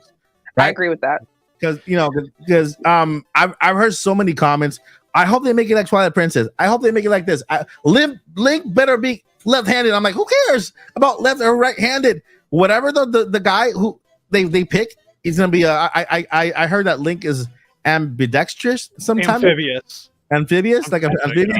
Ambidextrous, right word. Like Don't this listen to from that. Motos. So it's gonna be. It's gonna be that type of movie. It's gonna be a Zelda movie, guys. Don't worry, they're not gonna go. Miyamoto's in charge of it, and Miyamoto we trust. He's in charge of everything, so we don't have to worry too much.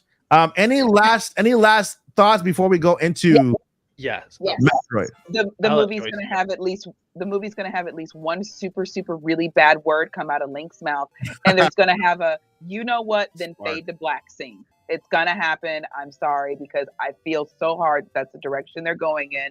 It's gonna hit us older fans right in the nostalgia, and for the newer fans, it's gonna say, "Oh, so it's not a kid's thing. Maybe I should put the PS5 down and pick up a Switch." Now, I think what's gonna happen. What I think what's gonna happen is that they might go about it like they did with Spider-Man when Mary Jane, not Mary Jane, Aunt May finds out that Tom Holland is Spider-Man for the very first time at the end of the movie. And you guys saw that part? Yeah. He goes, Spider-Man. There's like Homecoming. Homecoming. Homecoming. That one I haven't seen. Towards the very end of the movie, the very last shot, here is Peter Parker, Tom Holland, taking off his suit, and then here's Aunt May just looking at him like, yeah. What the? And it just cuts to black. Yeah, what the? And instead it cuts out right there. I don't think we're gonna see any. We're gonna hear all 4 letters. You know why? I can promise we're not. You know why? It's not gonna happen because support my dream, Zach. Miyamoto is a family man, and he wants his kids to watch the movie. And so, all right. So with that said, I have a couple things, if that's okay, that I've been sitting on.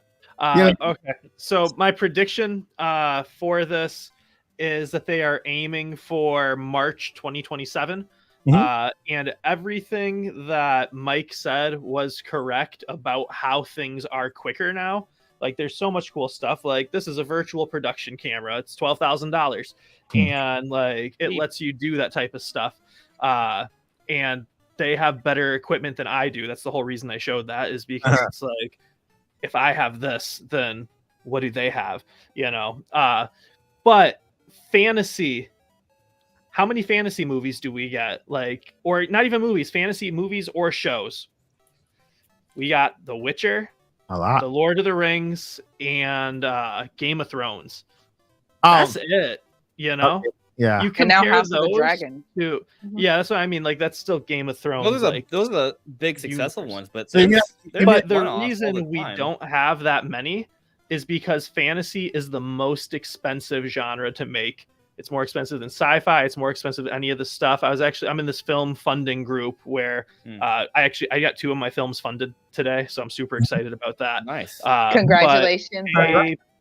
Somebody had posted looking for $100,000 to make a small fantasy something or other, and every single investor's response was the same. Fantasy is the most expensive thing. There's no way you can do that for that cheap, even if you're just trying to make a small proof of concept. There's a reason we don't see fantasy. Every single one of those. Like, guys, can you read the comments? Like, once 2 people comment it, we don't need like a whole thread. But so because of that, you have the costumes, you have the wigs, you have the assets, which are different than normal assets that are being used. If you're going to film outside, that changes things. If you're going to film in an LED volume, you have to make different environments than would normally be used.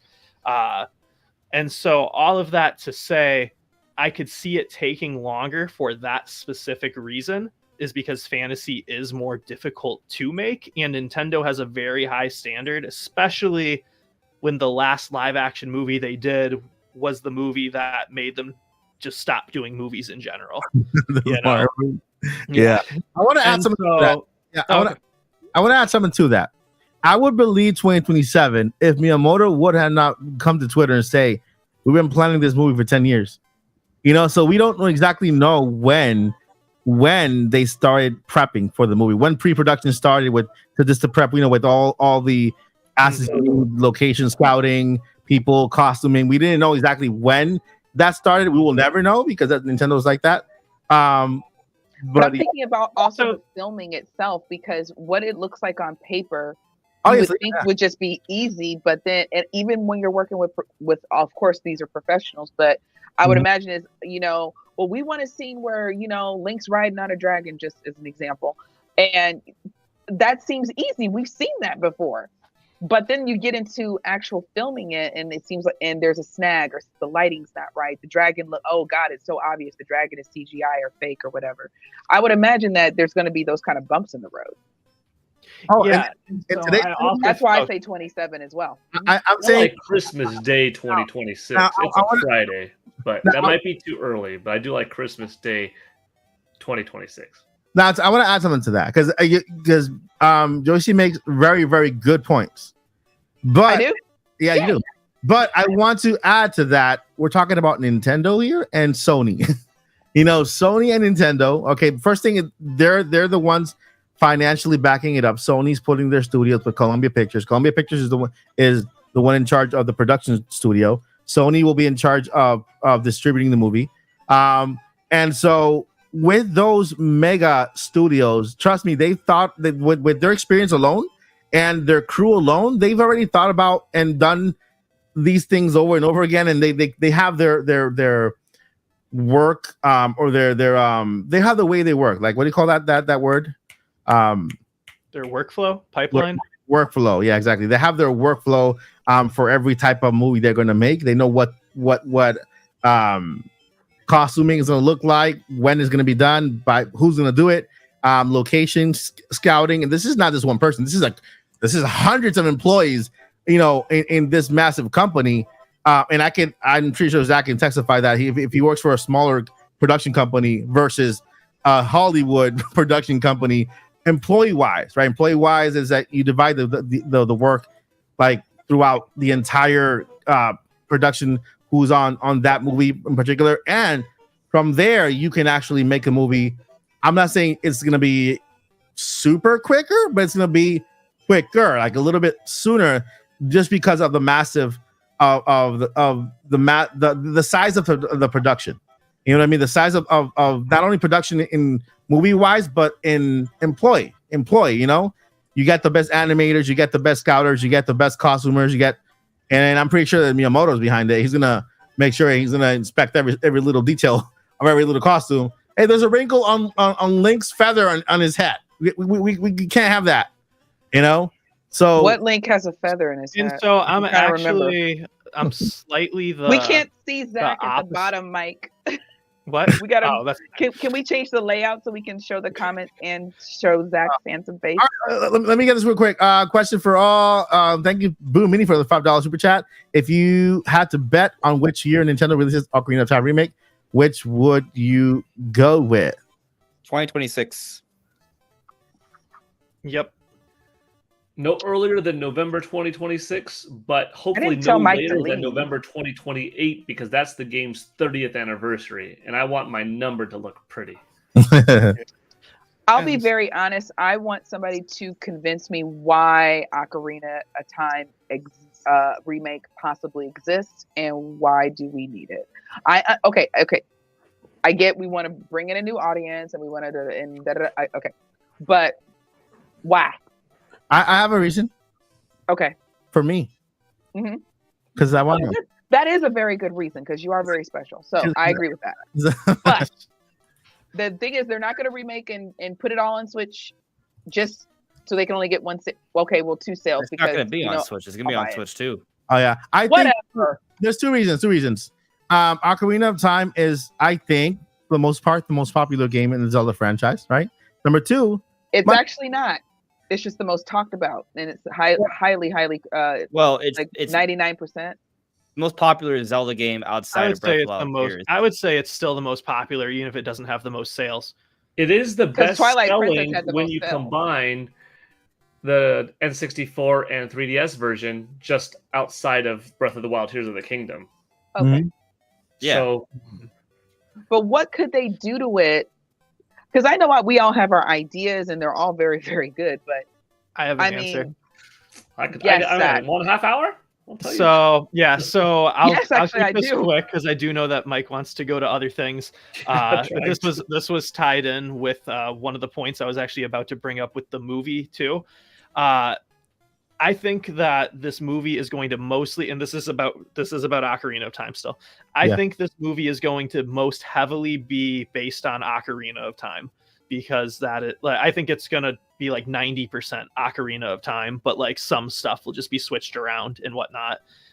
With that said, if it is mostly Ocarina of Time, but a little different, who's to say we don't get an update? This remake of Ocarina of Time hasn't been released yet because it's more similar to the movie than it is to the previous Ocarina of Time. So I could see that being a reason why, is because this updated Ocarina of Time that we're going to get is based on the movie, which is 90% similar where it matters, but 10% different where it matters. But also too, it is more well-known name. Yeah. I don't think it's gonna be based on any game in particular. I think we're gonna see Easter eggs of throughout the movie, but based on one particular game, especially within further into the timeline, I think it'll confuse fans, and they don't really. And I think it'll be more, and for us fans who know, I don't know that much lore, but I know the main story. But for us fans who know the story and some lore, it's gonna be like, okay, I know this, but I'm watching it in live action. But for those who don't know, they're gonna get an introduction into the Legend of Zelda, and I think that's the safest way to go, right? Like, we're trying.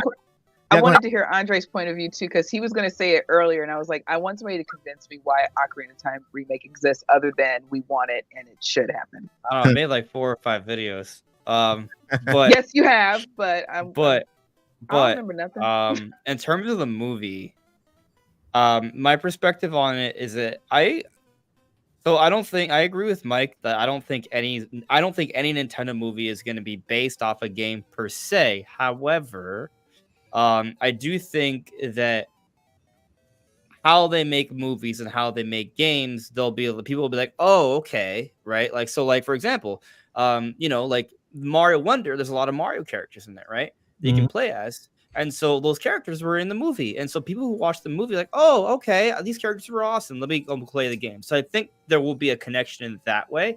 But I also expect, like, you look at Ocarina of Time, it actually is not just Ocarina of Time, but also Link to the Past. There are certain core elements of those games from a story lore perspective that I think are pretty iconic and kind of etched into Zelda history. So the idea of Link, a boy garbed in green, right? Sporting a sword and shield to save the princess, that element will be in there. The Triforce, that element will at least be referenced. The Sages, that as well. Ganon, that as well. Epona, extremely likely. So a lot of core elements you saw in Ocarina of Time, I do think those core elements will be in the movie, even though the movie will be its own thing. So, in terms of like there being a game, first off, we're far away from a new Zelda game, right? A new 3D open air Zelda game. That is years away, but we are not close. Tears of the Kingdom was a direct sequel, and it took over half a decade. I hope they find a way to speed that up a little bit, but like being real here, the next game is not going to be a direct pandemic. I get it. It wasn't totally their fault. Well, yeah, but also was a direct sequel that should have expedited development, right? So, and yet it still took longer than what we would have thought would have been an entirely new game. COVID probably plays a role there, right? But my point is, we shouldn't be expecting a new Zelda like that, especially for new hardware, pushing even greater, more powerful, crazy, ambitious things anytime soon. But they're going to still need to keep the Zelda train going. There needs to be something, and it can't just be, hey, here's Breath of the Wild in 4K. As to say that's not going to work. That might be something they do early, like the beginning of Switch 2, sure, right, with a few other games. But they need something else. So what's that something else going to be? We're talking about years here, right? Like, sure, put out Wind Waker HD, Twilight Princess, remake another 2D Zelda. You can do that, but at some point you're going to have to start remaking other Zelda games. Which ones make the most sense? If it's not Ocarina of Time, it's Twilight Princess, one or the other, right? Does that make sense? Are we at least in agreement at this point? I'm not convinced, but you talk a good game. All of you guys talk a good game. All right. So, but if it does come, I'm not disappointed. I'm just priming. This is just primer, right? Okay. So are you Metroid priming? All right. So all right. I'm kind of spoiling a video I'm going to make in a few days, but whatever. So we won't tell anybody. Get the exclusives here, folks. It's all right. I'll go into more detail and go over the history of the different interviews that Aonuma has conducted, where he basically told us the next Zelda game. But there's a history of him doing this. You did say that. I did Right, watch so- your video earlier. From today, right? Mhm. Yeah. So he's teased Skyward Sword HD. I think he did something for a 2D Zelda game. I have to double check in the past. And he actually teased Echoes of Wisdom last holiday. He was asked about playable Zelda, and he talked about, yeah, it's something that makes sense. And then at the end, he jumps in English, right? This is the weird part. It is the weird part. He jumps in English because they had a translator. All that interview was in Japanese, right? But they translated it. But he jumps in English and says, "What? Maybe," because he realized he caught himself making a mistake where he's suggesting too much because Nintendo didn't like it when he said, "Oh, Skyward Sword HD is coming to Switch," right? They had to like push that under the rug for a couple of years. But point is, it's another example where he's like, "Oh yeah, playable Zelda, sure, that could happen maybe," and then literally 6 months later or 7 months later, what do? Confirm a new 2D Zelda game, playable Zelda. So my point is, and I'm gonna go into more detail when I make this video in a few days. There's a trail of interviews where the producer of Zelda is hinting at a future Zelda game, and then it does happen, right? So Okay, and you're right. And that's happened even before Skyward Sword. There was a when Wind Waker. I think that happened with Wind Waker too, didn't it? Wind Waker HD. This is what I gotta do some research for. I'm not sure. Okay. But yeah, my being a Nintendo fanboy for all these years, I know that there are other examples that I just need to find like the source for and kind of double check, right? But I know at least So for Skyward Aonuma is Sword, the leaker. in a way, He's the right? But credible leaker. he's at least teased Skyward Sword. He's at least teased this, and he's also teasing something Ocarina of Time. There are two different interviews that have taken place since Tears of the Kingdom has released that I think are very much teases towards Ocarina of Time as opposed to any other game. One is a little bit more, you have to, some people think it's a stretch. I don't. But it's in reference to the character Rauru. And he talks about how he thinks it's very interesting that people are talking. I'm paraphrasing here, right? Based off memory, I have to go back to the interview. But it's something to the effect of he thinks it's very interesting that fans are talking about this character Rauru from Ocarina of Time. He didn't think people would remember him from Ocarina of Time specifically, right? So he mentions that as a point of interest, right? So that's not a huge tease, but it's maybe something, right? Okay. The bigger one is the Game Informer interview where he was literally asked point blank at the end of the interview, is there going to be an Ocarina of Time remake? And all he does is laugh and say no comment. Some people say, true. well, he has to say that, right? Well, he actually doesn't have to say that. He could have said it wasn't happening. Same month, another interview. He was asked about a Zelda Dungeon Maker. You want to know what he does? He tells us it's not happening. He just shuts it down. So when there are projects that there's conversation for that aren't happening, he shuts it down. But when there's something to an idea, he has built up a history where he's teasing something. And he was literally asked point blank about Ocarina of Time. There's the other interview. And when we talk about Nintendo needing a remake, they do. They're going to need something major 3D Zelda for Switch 2 because it's going to be like 5 years before the next new Zelda. What makes the most sense is a remake, especially when you account for the movie and the memorabilia. Look at Zelda Lego. It's Deku Tree from Ocarina of Time. Look at 2D Zelda. 2D Deku Tree design from Ocarina of Time. Actually, even Princess Zelda and that pink jewel, that's from Ocarina of Time. True. Okay. So, you know. I think I'm convinced. I mean, I'm going to be happy about it either way. But then, so 3 years from now, when that. it's still not announced, you can DM me. I hate you. You were wrong. Never happened. And then I 6 won't months say later, I hate Nintendo- you. And then 6 months later. No, 6 I'm minutes not after the ruining- DM. I'm not ruining our cousinship over that. It's And I fine. think the simplest reason too, Joycey, Mhm. is Link's Awakening did 6.5 million in sales. Yes, What's more it did. popular, Link's Awakening or Ocarina of Time? If Link's Ocarina of Awakening Time. doing 6.5 million in sales, then an HD Ocarina of Time remake reboot. I just feel like they here's need another to do point. more. I just feel like they need to do more to it to sell it to. Oh, again. it's not just an HDification. We're talking about like No, At Full least rebuild. Prime remaster level of visual upgrade, but probably beyond that in terms of gameplay changes. Something interesting though, right? Because people bring up Ocarina of Time 3D. It is literally a remaster. Just for the record, Mhm. people like to call it a remake. I made a video a week ago where I have several points of proof, not evidence, proof that it is a remaster. But that's besides the point, because guess what happened during this direct? Donkey Kong Country Returns HD. Yes. Nintendo, like that precedent of them not remastering a remaster, broken now, because there was already Donkey Kong Country 3D after Donkey Kong Country Returns. So, doesn't matter if they've done it before, they'll do it again if it makes sense. Okay, I am with you. I'm ready to talk about your future wife now. Oh, sick. Turn me into a Metroid fan. I'm depending on all of you. Okay, so now we're jumping ship. We're getting on another ship. We're going into outer space now. Instead of going to, is there a ship in? No ship. There's a Space. gunship. The final frontier. there's a ship in Brothership. People call it Brotherhood. It's Brothership. It's Mario and Luigi. But we're gonna jump into Metroid 4 Beyond, and this is the game that is getting a lot of people on board. Like that little piece of trailer. What is it? 2 minutes? A minute? Yeah, 2-minute trailer.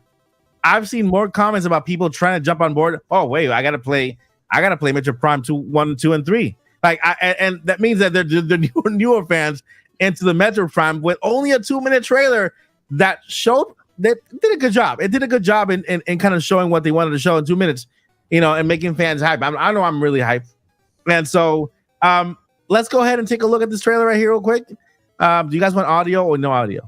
Oh, No, audio. You have to audio. You have to. Let's Yeah. do it. Don't cut it off at the end where it plays the beautiful music. I will Everyone not. keeps doing that. I shall not. Let's go ahead and let me This stop is this. what did it for me when the music kicks in at the beginning.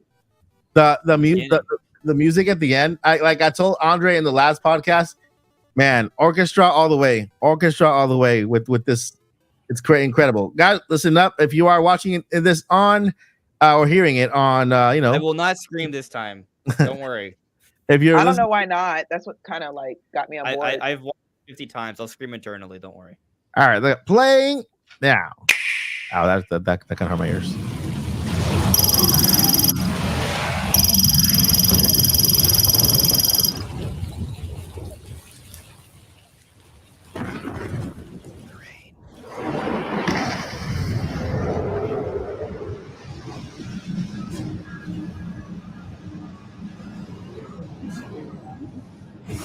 Sorry. I had to stop it there to let you guys know.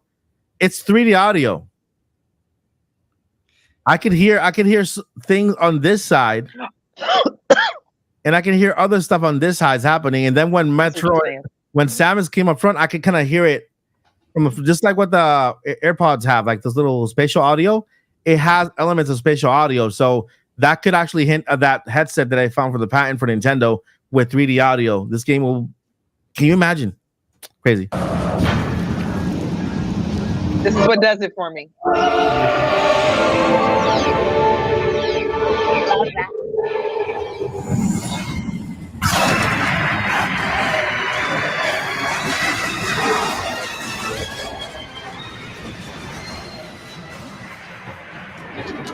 The audio through the stream is not coming in the same. It is a little shaky. It's fine. You said the audio is what? Like we can't hear. I don't think we can hear the audio the way you can hear the audio. It's a little. It's almost like it's off a little bit. Yeah, I mean, Like it it's doesn't matter. stuttering. It doesn't matter. Like all of us have seen the trailer already, but Oh, Yeah, yeah. you don't have to turn it up. It's just no, I'm just noting. Hey, listen, we can't hear the same level of the detail you can because of the setup through StreamYard. My headphones. You need my headphones. I don't know. I'm not saying it's your fault. It is what it is. It's my fault, man. It's my fault. I It's just, not your fault. I'm not blaming you. If I were to be doing this, it'd be lagging. man. Let's go.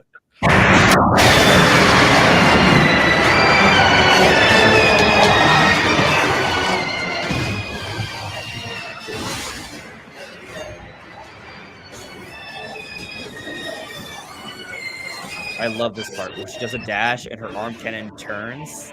It's so good. Because like she's not horizontal, right? She's not doing this. She's like veering. We're seeing her agility. Yeah, Man, we know for a, she has. for a first gen Switch game, that looks amazing. It does. It looks it's- incredible. It looks beautiful. wait. But could you imagine if? How dare you? You cut off the best part. No, I didn't. Yes, you did. Mike. I Cut did off the not. very, Nintendo very didn't end. release Metroid Prime Remastered, and we just saw this. Could you imagine the jump in visual fidelity from the last time we saw Samus and Go back a little bit more, Mike. You got to go back a little bit more.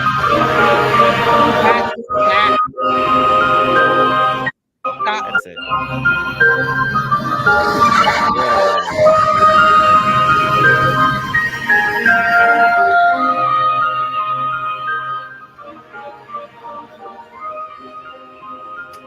I want to jump in that world so bad. Let's all just get in the time machine and just we'll just fast forward, pick up Echoes of Wisdom, and then fast forward right into Prime. No, I'm kidding. Yeah, this is insane. Yeah, I so- love the trailer. Anyway, I basically just want to talk about how Metroid Prime 4, it's very interesting what Nintendo's doing. And, we had Mike, I know you were in the cast we did a few days ago with Nate, but Nate doesn't think Nintendo's doing enough with this game, right? Or he's not sure. I don't what they did with the trailer is exactly what I thought they should do. Mhm. It's a teaser. They can't reveal all of their cards right out of the gate, right? But what they are doing, people, you mentioned it, right? People are interested in this game now. Some people are talking about, oh, you know what? I think I'll play Prime Remastered now, right? And interestingly, Nintendo is I don't think it's in every region, but Nintendo's at least put Prime Metroid Dread and Prime Remastered in the featured on the eShop. It's discounted in some regions. They also today on Twitter, recently, they put out you can now get the icons for both Metroid Dread and Prime Remastered now again with your platinum points. So they're doing little things to be hey, we know you're thinking about Metroid in the future. Well, here's some little things for Metroid now while you wait. And Retro Studios made the post on Twitter, which is rare for them to say, thank you so much for the adoration that you've given. We're happy that we could have shown you what we've worked so hard on for all these years. And different individual developers within Retro Studios have come out of the woodwork saying, I can now say that I worked on this game and I'm happy that the fans are liking the trailer. So Nintendo knows it's a big deal, but we just don't know when in 2025 is it. Is it a March 7th release, which is still a ways out? But the reason why they're not saying spring is because us fans would say, oh, it's spring. That means it probably is coming out for Nintendo Switch 2. Also, that means Nintendo Switch 2 is going to launch in spring. You know what I mean? Too many other conclusions would draw depending on when you announced when this game is, because Nintendo is aware that a lot of the speculation already exists that this is going to be a cross-gen game. And Nintendo Switch 2 has to be its own, designated release. They're not ready for that one yet. Or is this game before Nintendo Switch 2 and then that system gets an upgraded version? Or is this game not going to be seen until November of the next year? And that's when the next successor to the platform comes out. So that's possible.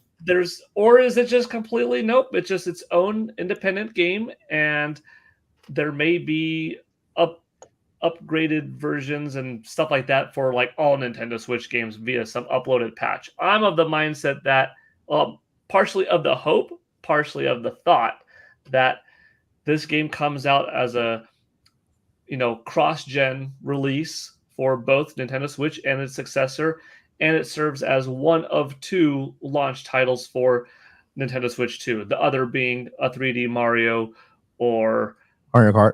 A Mario Kart, something like that. Mhm. And I'm hoping for March 7th, just because I want to play this thing on the sooner side. But I've seen some thought of if it's coming out so early in the year, why wouldn't they say spring? And that could be because the speculation is too strong of this has got to be linked to Nintendo's next system. We figured out when the next system's coming out. Because a lot of people think this is a cross-gen baby, but I do too. I know. Real I quick. was. I'm 125% convinced. that I was it gonna is say just- cross-gen. Yeah. Yeah. Could you imagine how Dude, much better this it's gonna look direct even? dashed my hopes that it would be cross-gen. It dashed your hopes. It dashed my hopes. I thought for sure, which we can go to the other podcasts that we've done where I've talked about. I've said with so much confidence, this is obviously going to be a launch title. That's why I remember when Joycey said something about just like telling us some information, like, hey, we're still working on this. And I was like, they can't do that, because if they tell us something and don't give us a date, people are going to riot. But if they give us a date, then we're going to say, oh, we know when the Switch 2 is coming out. That's how confident I was. But I said this is how it would end. It's going to have a year. Yeah, I'm saying so the point really, that don't. I made back then was me being like so confident it would come out, and I've kind of 180'd on that now, because as soon as right there is one look, but I think it's towards the beginning of the trailer, we see the environment and we see this waterfall, and water is one of the easiest indicators to kind of see, and I was like, that is not next gen water. This is running on a Switch 1. I think it's in like the very beginning of the trailer. I mean, but if they were, I feel like, so my thought process is if they were making this for a launch title for the Switch 2, we would see, and Paul's talked about this too. He said they might not explicitly tell us a Switch 2 is coming out, but if we see his trailer for Metroid Prime 4 and it's just the most beautiful thing and this, that, and we can see these updated graphics, then we can tell like, oh, this is coming.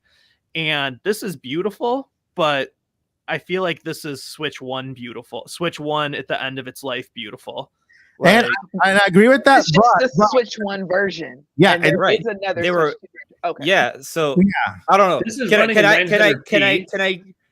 come at you at the way I came at Joycey? Yeah, go ahead. Can I do that? Yeah. All right. So keep it clean though. What's funny? No, of course.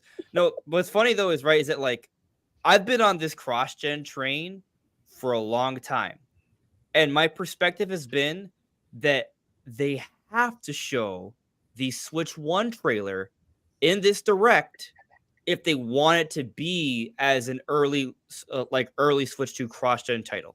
Yeah. Right. So everything they did in this direct for me validated my thoughts. Right. It didn't like for you went in the opposite direction. For me, it went in the other direction. Right. Because I always thought that they would need to show off the game and probably some gameplay because it's been so long. Right. Like if they're going to talk about the game, they got to do some gameplay. Right. But also they have to do it in teaser form, not show too much, because there's going to be a better looking Switch 2 version. Right. Like they do have to it's kind of a weird thing. Like you don't want to show it because you want to see it for Switch 2, but you also kind of have to show it because you want to start marketing it before Switch 2 and also guarantee to Switch 1 owners it's still coming. And so I think they kind of found the perfect balance, even though some people wish they saw more, right? Because they should only tease it. They showed that it looks amazing. Some people think it is Switch 2 footage, right? Even though I think it's very clearly isn't, right? But I also see a lot of room for improvement. I see a lot of room for scalability, if that makes any sense. So like there's a lot of textures that look good for Switch, but clearly, you know, they're using low resolution textures in places. There are parts that don't have it as advanced. Like look at you see that cylinder just came down. Go back a couple seconds. You'll notice it has no shadow. Right. Like, so there are different things that they've kind of scaled back on that they can easily be like, oh, you know, push it up. Right. For the Switch 2 version. So, you know, I think the way it's been handled, it's an amazing like thing for Switch 1, but it's super scalable. And basically, I look at this kind of like what they did for Breath of the Wild. They first had to show off Breath of the Wild as a Wii game, right? And so they did the same here. They showed Metroid Prime 4 as a Switch 1 game, right? But a few months later, once that marketing kicks off, they're going to show this game running on that console. Yeah. On top of that, On top of that, I'm betting. I'm willing to bet anything. This is going to be in the Switch 2 trailer, because the first trailer that's going to be released is the first phase is just like the Nintendo Switch in October of 2016. They got a trailer, and in that trailer we saw Mario Odyssey. We saw a whole bunch of games for Nintendo Switch. This game with the higher resolution to actually talk to you about the new specs, the new high resolution, the ray tracing, the AI upscaling, all that is this game is perfect for that. I 100% agree. This is the Switch version, and I don't think they'll ever show us a version of a trailer for a console they haven't released yet. And so This is the version of they cut a trailer for the Switch version. It's right there. And so the next time we're gonna see Metroid is during the Switch trailer reveal. In the Switch 2 trailer reveal, and I think this is gonna be there. And that's what we're gonna say, okay, there you go. That's what I was talking about. That's and I also believe that this is gonna be a next gen premiere or like a launch title. We don't see it now because this is we haven't told us enough. But here's another thing. This game Yeah. is extremely expensive. Yeah. If Nintendo only sells 4 or 5 million copies, while that would be an incredible success for Metroid standards, they might not do another Metroid Prime for years because they might not make back enough money. It might not be that profitable. They need to maximize on sales potential here. So how do you do that? You put it on multiple platforms. Nintendo might go on third party, right? But what they will do is put it on Switch 1 and Switch 2, right? And so like from a profitability perspective, I think they kind of have to. But here's another interesting little detail from the Direct that kind of increases my confidence in it beyond just the scalability I see and that it's 2025, right? It's somewhat tangential to 2025 point, right? Because if it was 2024, then obviously no, right? Like this game's actually been in the polishing stages. We've seen job hires since March of 2023. Yeah. So like, I'm not saying the game is completely done, but if they wanted to get it out for this Christmas, they probably could have.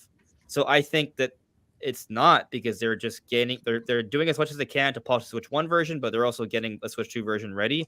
But look at what we're getting for this year's Direct. What we got from this year's Direct, right? We got Mario Party, Mario and Luigi, 2D Zelda. All those look amazing, but they're also not the kind of games that you're like, man, I really hope there's a cross-gen version for this, right? Like none of us are thinking that for these games, and they are the holiday lineup. Zelda in September. October is Mario Party and Mario and Luigi in November, right? Metroid Prime 4 is so different from those games, right? And that's coming out next year. That's the one game out of all these that we would want a cross-gen version for that is the 2025 big title, right? Yeah. So I think it just all lines up to me, in my opinion. Yeah, and like I was saying is that right now we look at this trailer, right? And we don't yet see a launch title. And even though we have this trailer, like I said, I've already seen a lot of comments of people who are not in the franchise. They're gonna start playing Metroid Prime 1, 2, and 3. Prepare for this one, right? And myself included. There you go. And but to add to that, I do feel like when we are done with this with the Metroid Prime 4 promotion, when they show us everything they have done, when they show us the real game, this is not the real game. This is a teaser trailer. It's meant to be a teaser. But when they show us the real world, what they've done with this game, they're gonna convince us, oh yeah, this is the launch title, Switch 2 launch title for sure, because we have the younger generation with Mario Kart, with Mario and everything like that in us. But then we have the teenage and up generation with Metroid Prime 4, and they're gonna kind of gear towards that those people. And I think when it's all said and done, we're gonna be convinced. Yeah, this is a launch title for sure. You know what, Mike? Sorry. No, I was just gonna say this. I disagree. I feel like I'm just disagreeing with everyone. No, actually, so like I would love Prime 4 to be the Switch 2 launch title. That's like my dream scenario. Launch is first 6 months. Launch is first 6 months of the. I mean launch window. Yeah, launch window. That's for the. Oh yeah, I agree with that. I'm not saying it can't be a launch title. I'm just saying I'm not convinced it's a launch title yet. I'm convinced it's cross-gen. Wait, I'm not convinced I got an argument for this. One title yet. Oh, okay. I got an argument for this. Get some fire. I'm arguing for my future sister-in-law here. Look, so I think Switch 2 is going to launch with the huge, big 3D Mario game that we're all going to go ham over, right? Yeah.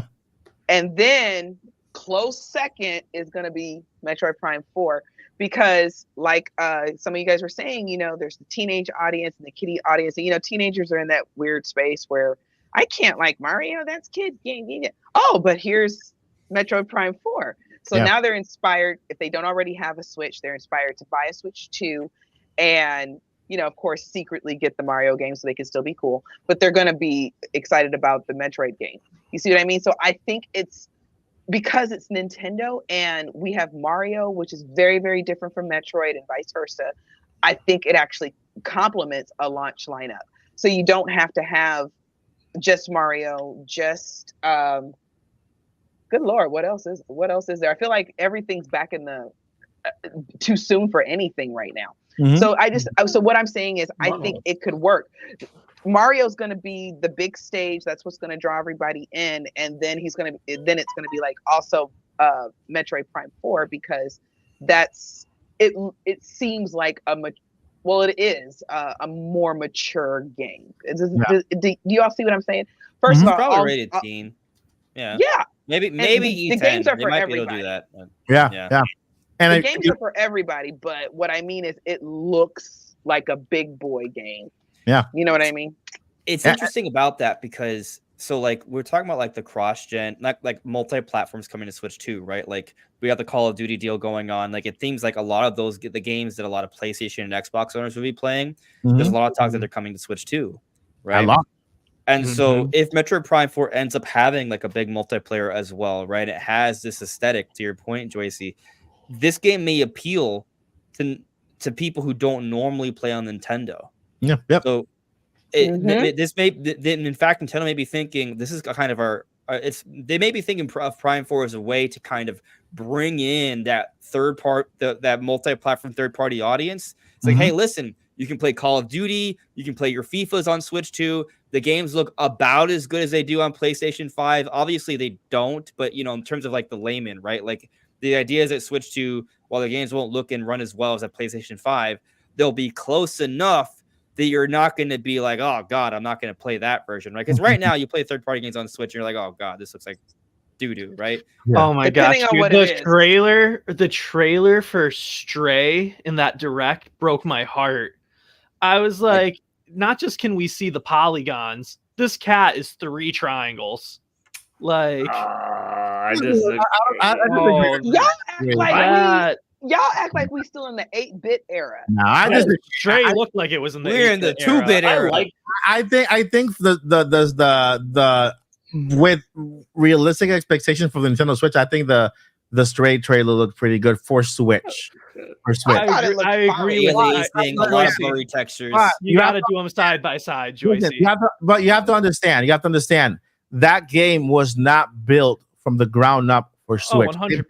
They built the scale up for PS5, then try to restructure it down. When you take that game and you build it from the ground up on Switch, you can make it look good. I mean, there's so many games 100%. on Nintendo that look fantastic, right? So it can't be that it's just the Nintendo Switch that makes it look that way. It's the developers who are just not capable enough to build from the ground up. They're just too lit. I'm not gonna say anything. Never mind. I looked at the trailer just now. Like, I see what Zach's coming from. Like, it's the reason why I don't buy a lot of big third-party games on Switch, is because it looks like that. Like, if he doesn't bother you, more power to you, right? People are buying these games. That's why they're bringing them over. But for someone like me, like I'm like, listen, I could just play it on my PS5 if I really want to. Yeah. But if on Switch 2, through DLSS magic and what have you, I'm not asking for the games to look as good, but but if they come and they don't look like a blurry mess with a ton of aliasing, then I'm like, oh, okay, this looks comparable and it's portable, right?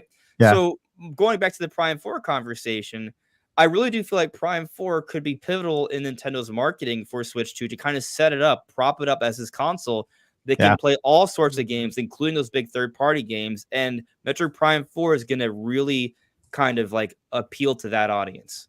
I brought this up right here real quick. You guys can see it, right? This list. Just so you guys have a better idea. In the Switch lineup, I'm not even gonna count 1-2 Switch. 1-2 Switch. And we have snipper clippers, right? We got ARMS, which is the only ARMS we've seen, and that their arms were cut off. That was it. Still right. So the first 6 months, Mario Odyssey didn't make it to launch window. That was on month number 7, right? First year. Month number 7, right? So even this one, I would say Pokken Tournament made it to the launch window. First 6 months of the live cycle. Wouldn't it be September 3rd? March 3rd to September 3rd? Yeah, you're right. Well, we'll lose content, but a couple days late. But if you look at this launch schedule here, we're not gonna have a launch Zelda game, right? Unless it's Breath of the Wild. We're gonna have a launch Mario Kart for sure. Sure. And Mario Kart? Yeah. Didn't it just get like a whole bunch of new stuff like last year? Yeah, Or am I a whole bunch misremembering? of DLC of It did. remade tracks from years ago. Yeah, it did. But if there were a game on the Switch that will sell consoles, is Mario Kart. That's why they bundle it with every single system for like the past 7 years. Every Christmas, Mario Kart bundle. Until a couple of years ago, where they actually made you choose what game you wanted. But Mario Kart has been the game to go when it comes to bundle, and it is the most selling game on Nintendo Switch. Period. Right there. It's been I think on every top 10 list that I've covered on the news, Mario Kart has been there, like either 8, and this is across consoles like PS, PlayStation, Xbox, and Nintendo. In the top 10, Mario Kart Deluxe has been right there with them. And so if you were to pick a game, the next 3D Mario, but Mario Kart is the next one they need to have there at launch. And so we're not going to have Zelda. I think within the first 6 months of the Nintendo Switch 2 launch games, Metroid could be there. Metroid Prime 4. So we already have Metroid Prime. We already have 2 like huge titles from Nintendo confirmed for next year. Yeah. Pokemon Legends Z and Metroid Prime 4, right? Mm-hmm. Those are 2 direct headliner kind of games, right? And the rumor is, and also just you could probably fit it under common sense, logical deduction, that there's probably a 3D Mario early on for Switch within that first year, usually, like every time, right? Yeah. So like 3D Mario seems like a good bet, right? Mm-hmm. Mario Kart. The last time technically we got a brand new like mainline console Mario Kart was 2014 with Mario Kart 8. Yeah. Of course, we got Mario Kart 8 Deluxe in 2017. They did a DLC a couple years ago, and it ended last year. We got Mario Kart Tour. We got Mario Kart like live circuit. So there's some different projects that have carried us over since then. But I mean, we need a new Mario Kart. Like next that's year the we're best getting Mario Mario game Kart in Lego. history. It's just Lego DLC coming to I'm Mario Kart 8. I'll jump off a cliff. Please don't do that. Well, Wait, there was a question in the You chat. better build a Lego trampoline because I'm doing it. They announced Mario Kart Lego instead of a brand new Mario Kart next Oh, year. They did. Lord. They didn't say it's a set. They just said Mario Kart Lego. Oh, like a Lego set. Okay, I thought you were telling me no. that there's gonna be They a Mario didn't Kart say Lego if it's game. a set. I'm Okay. saying in that announcement, they're You're like, right. whoa. People don't know what we're talking about. We're not coming out with a Lego set. You're right. They You're think so. right. It's freaking Lego coming to Mario Kart 8 as DLC, and it's going to be a whole big old track building extravaganza, and every Nintendo character is going to get Lego-fied. Well, you And think they're still not going to do a Mario Kart 9 or 10 or 11 or whatever you want to call it. It's just Mario Kart 8. They're just going to take the 8 logo and make it infinite, and then it's going to be rebranded as Mario Kart Infinite, and here's the Lego edition. Like Fortnite, how Fortnite now has the racing part of it. It's got the Lego part of it. They're doing Mario Kart 8, man. is it, Hey, guys. I'm half For joking. Mario Kart Tour, doesn't the code for Mario Kart Tour like say Mario Kart 9? Like if Does you it? actually look at like the data files and Oh, whatnot. that's actually interesting. I haven't. I looked at thought the it coding for did. that. I thought somebody You might be wrote right. that a while ago. I want to look it up now. Hey guys, Uh, there is a good question to go along with your conversation about Metroid Prime. is it a super chat? No, but it still really goes with the conversation, and I kind of want to know too. What's the question? Can I say it? Yeah, we'll allow this time. Go ahead. Okay, I'm It's sorry. allowed. It also won't let me highlight anything. Otherwise, I would have popped it. I'm sorry. AB James did say multiplayer opinions on Prime 4, because I've been saying for a long time Metroid Prime 4 should have a multiplayer mode, not to interfere with the main story or anything, but I think that's the game to really do it with, to also kind of give an alternative to Splatoon. Which they brought it up earlier about having multiplayer, just so that people can say, yeah, they have Call of Duty to play, they have this one to play, oh, they have Metroid also to play there. So I think Paul said it before too, that this would be like Nintendo's Halo. And with that kind of installed base that's still active, provided that the game is running on 60 frames per second on both, which we looked at that trailer, and that is It's 60 FPS. There is no disadvantage to playing on Nintendo Switch versus someone on Nintendo Switch 2. It's just, okay, your resolution's better, but we're both playing at 60 FPS, so there's cross-console compatibility despite one being significantly more powerful. And then you kind of have an ongoing game, because Splatoon 3's like DLC and its Splatfests are going to end before too long. they'll cook a Splatoon 4. It might already even be well in development, but yeah, that Prime 4 is a good Halo substitute, and it's got this, such a powerful install base. I think if you were trying to release a really strong multiplayer game at the end of a system's life, and that system did not have a strong active ecosystem, it would kind of fail to do what you set out to do. It's just not going to work. You launch a system with that. You do GoldenEye in a system's first year, to really make it a party machine. Halo was a launch title, but you don't do a versus mode game of some sort on a dying off system trying to capture a user base. But Nintendo Switch, out of those 142 million, it's got 110 million active users. So I'm not 100% convinced that Prime 4 has a multiplayer mode, but it could be one of the reasons why it took so long to develop, because they were making it so refined, but also a decent amount of time had to be implemented to make this multiplayer mode intact. Or kind of one of the reasons why Breath of the Wild took a while, because partway through Breath of the Wild cycle, they began to focus on the Nintendo Switch version, taking the precedence over Wii U, also with Twilight Princess. So maybe there was that co-development that helped take a little bit longer. Yeah. Also COVID, that's a part of another thing. Or maybe the game is just so freaking ambitious, not just from a polish standpoint, which way back to Metroid Prime in 2002, it was like the most perfectly polished game I played at that point, and one of my favorites too. But one of the most perfectly polished games, like no clip-in, 60 frames per second, no jaggies, hardly any loading. It was quite a masterpiece. Mhm. And we don't know what are the gameplay mechanics in this. I mean, we know we're going to get awesome missile contraptions and stuff, but what if there's something really unexpected? Like there are flight missions, where Samus controls the gunship and she is cruising from planet to planet or across, this one planet or something like that. I mean, there could be this very cool, interesting hook. So I'm like, interesting hook, big scope, multiplayer, cross-gen. There's different reasons to why this game could be Nintendo's most expensive game. It might have been like a $250 million game to make. Oh, by the way, do all of you think this is a $70 title? Yeah. I Yes. think it's going to be On that Switch Tears of the too. Kingdom, 60 at Walmart. $70 MSRP. 60 at Walmart.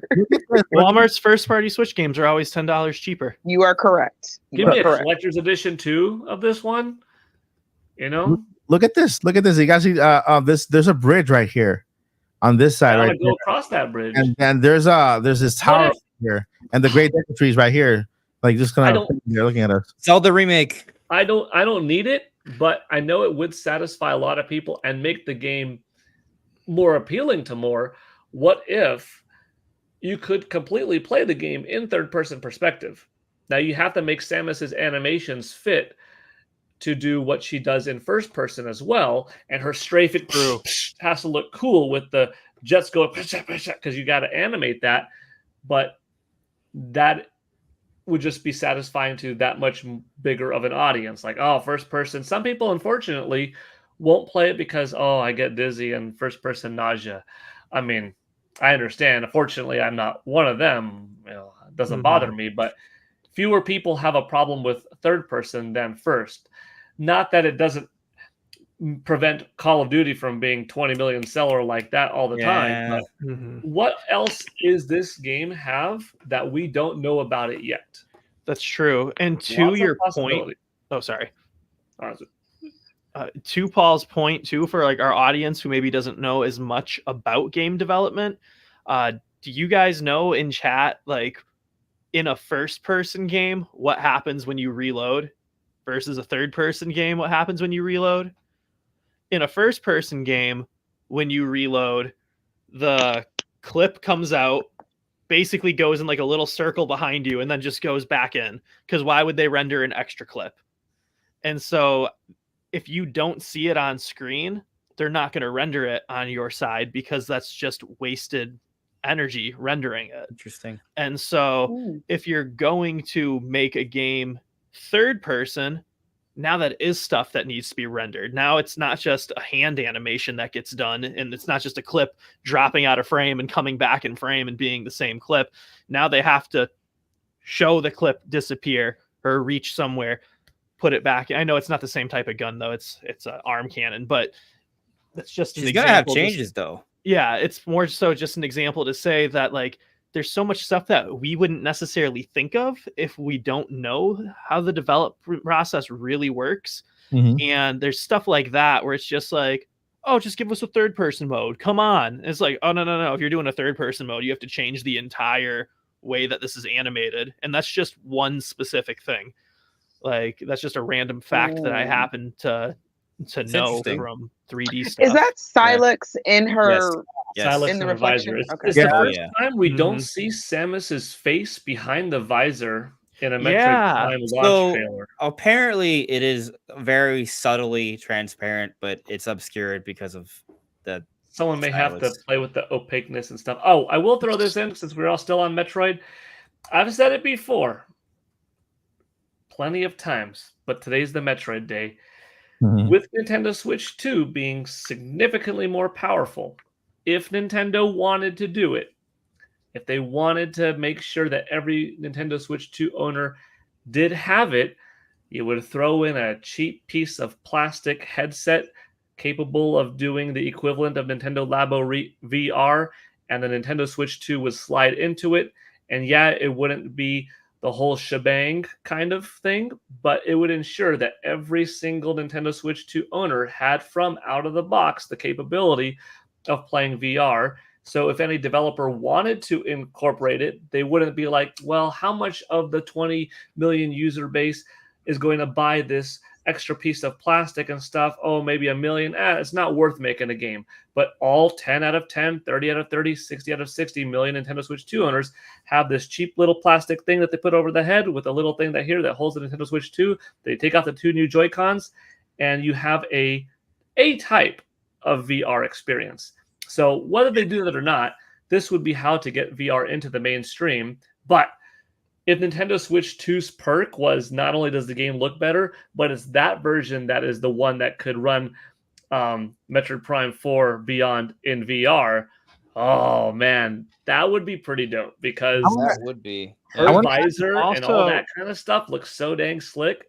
So just And because when the fog shows up on it Yeah. and the raindrops, come on. just because I found a patent on this, I'm gonna go with and say I wish that it wasn't a cheap one. At least I would, because people pay $79 for a Joy-Con. Come on. They buy the better one later. Yeah. That way So you ensure that the whole freaking user base has it, so developers aren't so scared to push VR forward more, because what's the incentive when 60 million PlayStation 5 owners are out there, but 3 million VR owners? No one's going to put serious effort into it because you're never going to have a 1-to-1 ratio of games sold to a Mhm. system. So now try to do a good selling game when the ratio of the VR to the system is low, then Mhm. that's going to be low, and like you'll never propel that industry forward. Not that they want to or have to yeah. or need to, but Nintendo does like to experiment and dabble, and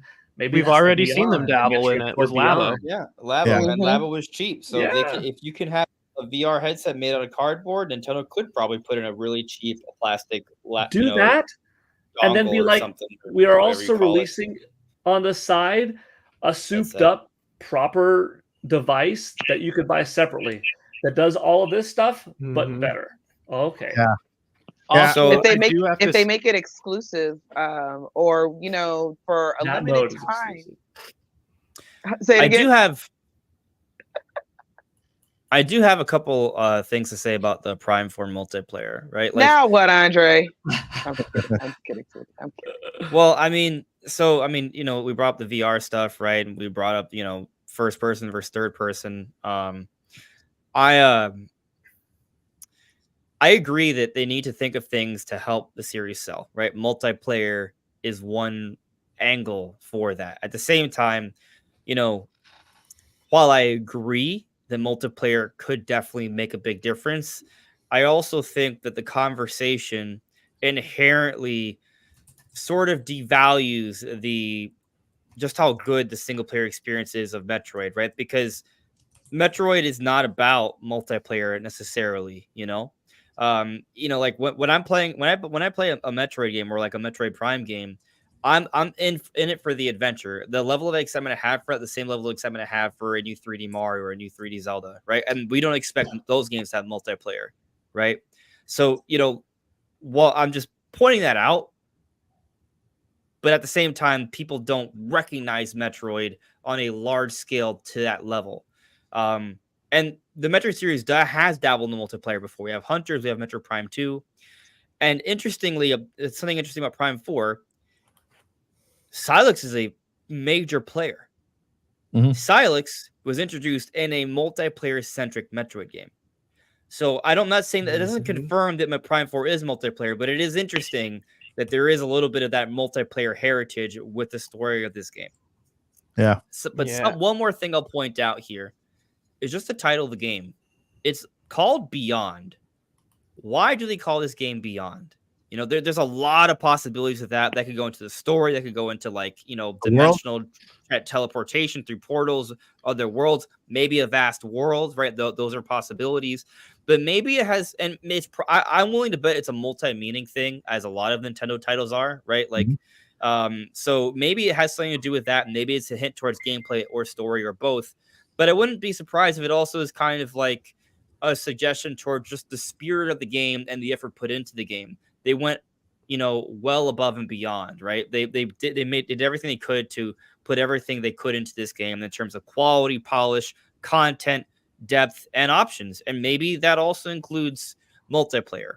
Yeah. All I know is that it's all hands on deck, and they're doing everything they can to make this the best experience possible. And so, maybe that does include multiplayer. We'll see. I like what you use the adventure part, right? Because you're in it for the adventure. And I think that sharing that adventure for maybe 3 players more will be awesome too. Like, for example, you got your solo, your solo mode where you go on the traditional Metroid with whatever they do, right? But then you have another mode where you can maybe between 4, you and 3 other members of the Federation just join you. They could be random members of the Federation just join you in that mission, right? And you can even maybe go, in the same ship, do the same exact things you do in a regular Metro game, but you have somebody in your head in your headset. Hey, I completed this right over here. I might need help because I've died or over here or whatever. And you go to that side of the ship, complete that or whatever. But yeah, I can see how that type of multiplayer. I don't know if a multiplayer, because I know that wouldn't be Metroidy. A multiplayer like a Battlefield does have they have maps, and you just kind of shoot at each other, for because again it's an adventure game first, and it is a shooter. The shooter, it's a type of weapon or the camera that Samus has or whatever. But what do you think about that type of adventure? Let's say they let you have 3 other members of the Federation Force to join you on this adventure. Yeah. The thing is, Metroid's about in big parts about isolation. Like being on your own. Yeah, and that's why I said you would start, but then you would separate, but you still know that person is there somewhere else. It's a careful line. Mm-hmm. It's tough. How much other characters? Sorry, Andres was on the talking, but yeah, go for it. I'll chime in later. I was just saying it's tough. I do think that it would be. I think they can make a fun co-op game. They literally make Federation Force. That is a co-op game. You play that. You go through the missions, the campaign, the story with a team of players, with your friends online. Like they literally made a game like that. And I think they could do something like that in the future.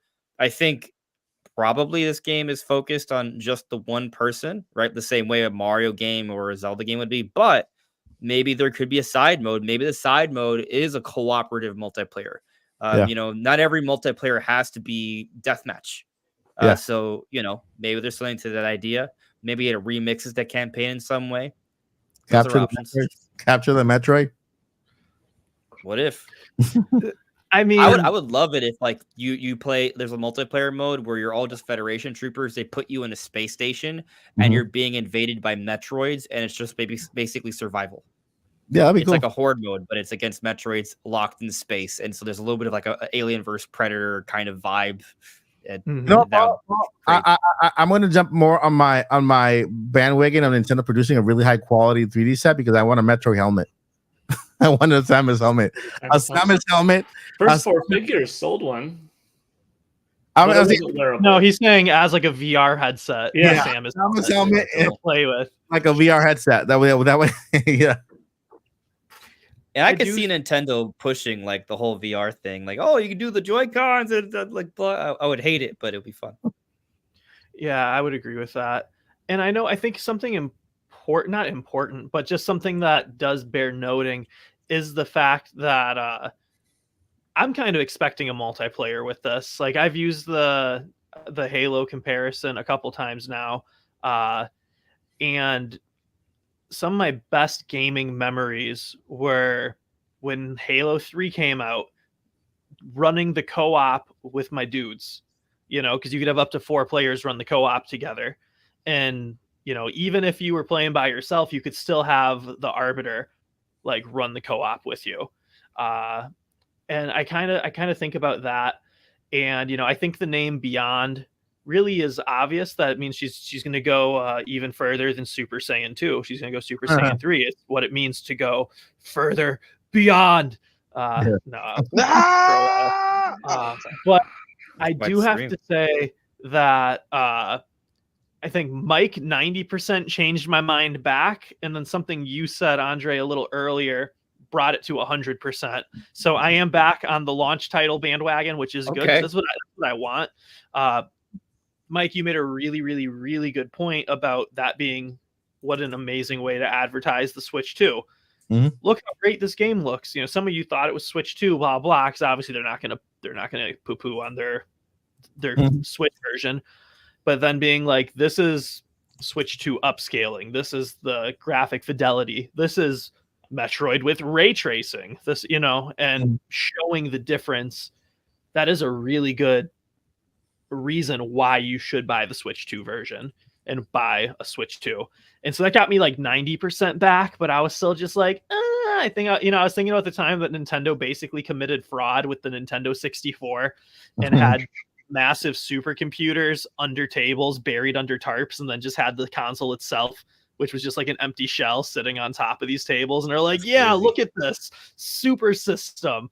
But then when Paul mentioned that this is the first Metroid in a while where we haven't seen her face through the visor, and Andre, you said apparently if you look at it and enhance the image, it's just slightly there. And that got me 100% there, because so I do a lot of 3D animation for work and whatnot, and using real-time engines versus just making things in different engines, different versions, different things that they're capable of. And I'll use Blender as an example. Blender's real-time engine, or just lower quality for quicker renders engine, is Eevee. And lower quality engines struggle with glass. And so I can make something in Cycles or Cycles X, which is just the higher quality engine, and it looks photorealistic, and the glass looks amazing. And through the glass, you can see the beverage that I've poured into this cup, and this is all CG and not real. And then I can switch it over to Eevee, because maybe my render was taking too long. And I'm like, well, how much quality do I lose with Eevee? Maybe I can get away with rendering it this way. And then all of a sudden the glass is like solid and I can't even see what's behind it. And so it's just kind of weird to me that we like barely see her face, and like you have to like enhance the image. But if we're running off of like a higher quality version of the engine on the Switch 2, which would be the main version, the one that they're putting the polish into, I would bet that version is what they designed for. And with that being said, the glass would probably be much, much, much more clear, where we could see her face much clearer. But then when you scale that down to Switch 1, which having light travel through glass is just a whole different thing, all of a sudden it changes the effect, and now you can barely see it. And so that kind of got me the rest of the way there. Good point. I have Doing so I have much another theory. lately. Hey, go ahead. I have Disney. another theory. I just wanted to make sure Zach was finished because he started fading out, and I wanted to make sure that I didn't cut him off. Oh yeah, no. The only other thing I was gonna say was I'm expecting multiplayer just because even though we don't expect a multiplayer with like Mario Odyssey or games like those aren't shooters. Where shooters forever have been the multiplayer genre more than others. And so I think there's an easier case to why it would be more expected in this than these other ones. But yeah, those are all my Metroid thoughts. Pretty I good think job. I think that part of it is and Captain Doge just said it in the chat, to make Silex visible. So it's like, ooh, villain. You know what I mean? And then I haven't played the game, so everything I've heard so far over the years, I haven't been able to put it together, so I don't know what happens when. But I'm thinking, I'm wondering if Silex is like, is it possible that he is not the main baddie? Yes. Is that possible? Mhm. Okay, that's all I need. Yes or no? Perfect. That's all I need to know. The other thing is, the other thing I was going to say is, it seems like I remember early Metroid days hearing something about Samus being a girl and how much of a shock it was. I'm not saying that that's what they're doing because Metroid Dread exists, right? But now we're talking about a end of the life cycle of Switch, even bigger fan base, even more eyes on Nintendo, even more eyes paying attention to the Direct. I kind of wonder if they're like, well, it's not a secret, but we're not going to necessarily tell you she's a girl right now. Because there are some people who kind of take a weird stance to that. And I'm just kind of like, well, she's in a suit the whole time. Just pretend she's not a girl then. Or whatever. Quick reminder, the original Metroid, the faster you complete the game, the less clothes she's wearing in the end credits. Or in the end. And originally they were going to have her, if you finished it quick enough, be completely naked and the game was going to be rated M for mature. That's a documented real fact. Why do I feel like that Zach is yanking my chain right now? I 100% am not. I can send you the Thomas Thomas ESRB didn't exist back then. But... Andres, is that true? I don't know. I'll send you the document. I'll send you the Thomas Game Docs video about it. You drop that in the Discord. Oh yeah, I mean, you mean the YouTube channel, the Game Docs? Yeah, Thomas Game Docs. Yeah. Oh yeah, the guy goes in depth. So if he says it, it must have came out of somewhere. Must have found that out somewhere. See, I would be okay with that with something like Bayonetta because that is who she is. Like, I've never gotten that vibe off Samus. She's like, I just came to go to work. Thankfully, they changed their approach, but yeah. Okay. That was just kind of a fun. You were talking about them hiding the fact that she was a girl, so it just reminded me of the original plan, which was if you're not good at the game and finish it really slowly, you still don't know because she had the full armor on. God, yeah, it's not a well documented fact. If the whole nudity thing it must be obscure because when I Google it, it's like, yeah, there's urban legends. Can you send me the source on that? That'd be really cool. I'll send you the video. Yeah, me too. You're dropping the Discord for us. Sorry. No, it is interesting though because in Japan, like they're not as concerned about nudity as we are here in the West, and so that could play a role. Well, yeah, I can't believe that. I can believe that. So we are in the part of the podcast where we go into the Q&A. Ask us anything about gaming. Up to PG-13. About gaming. About gaming, about any of the topics. Could be Switch 2. Could be any other game that you would like anybody's opinions on. You know, take advantage that Andres here. He has a vast knowledge of multi games, different genres. So ask away. Q&A time. And if you like Ace Attorney, ask me.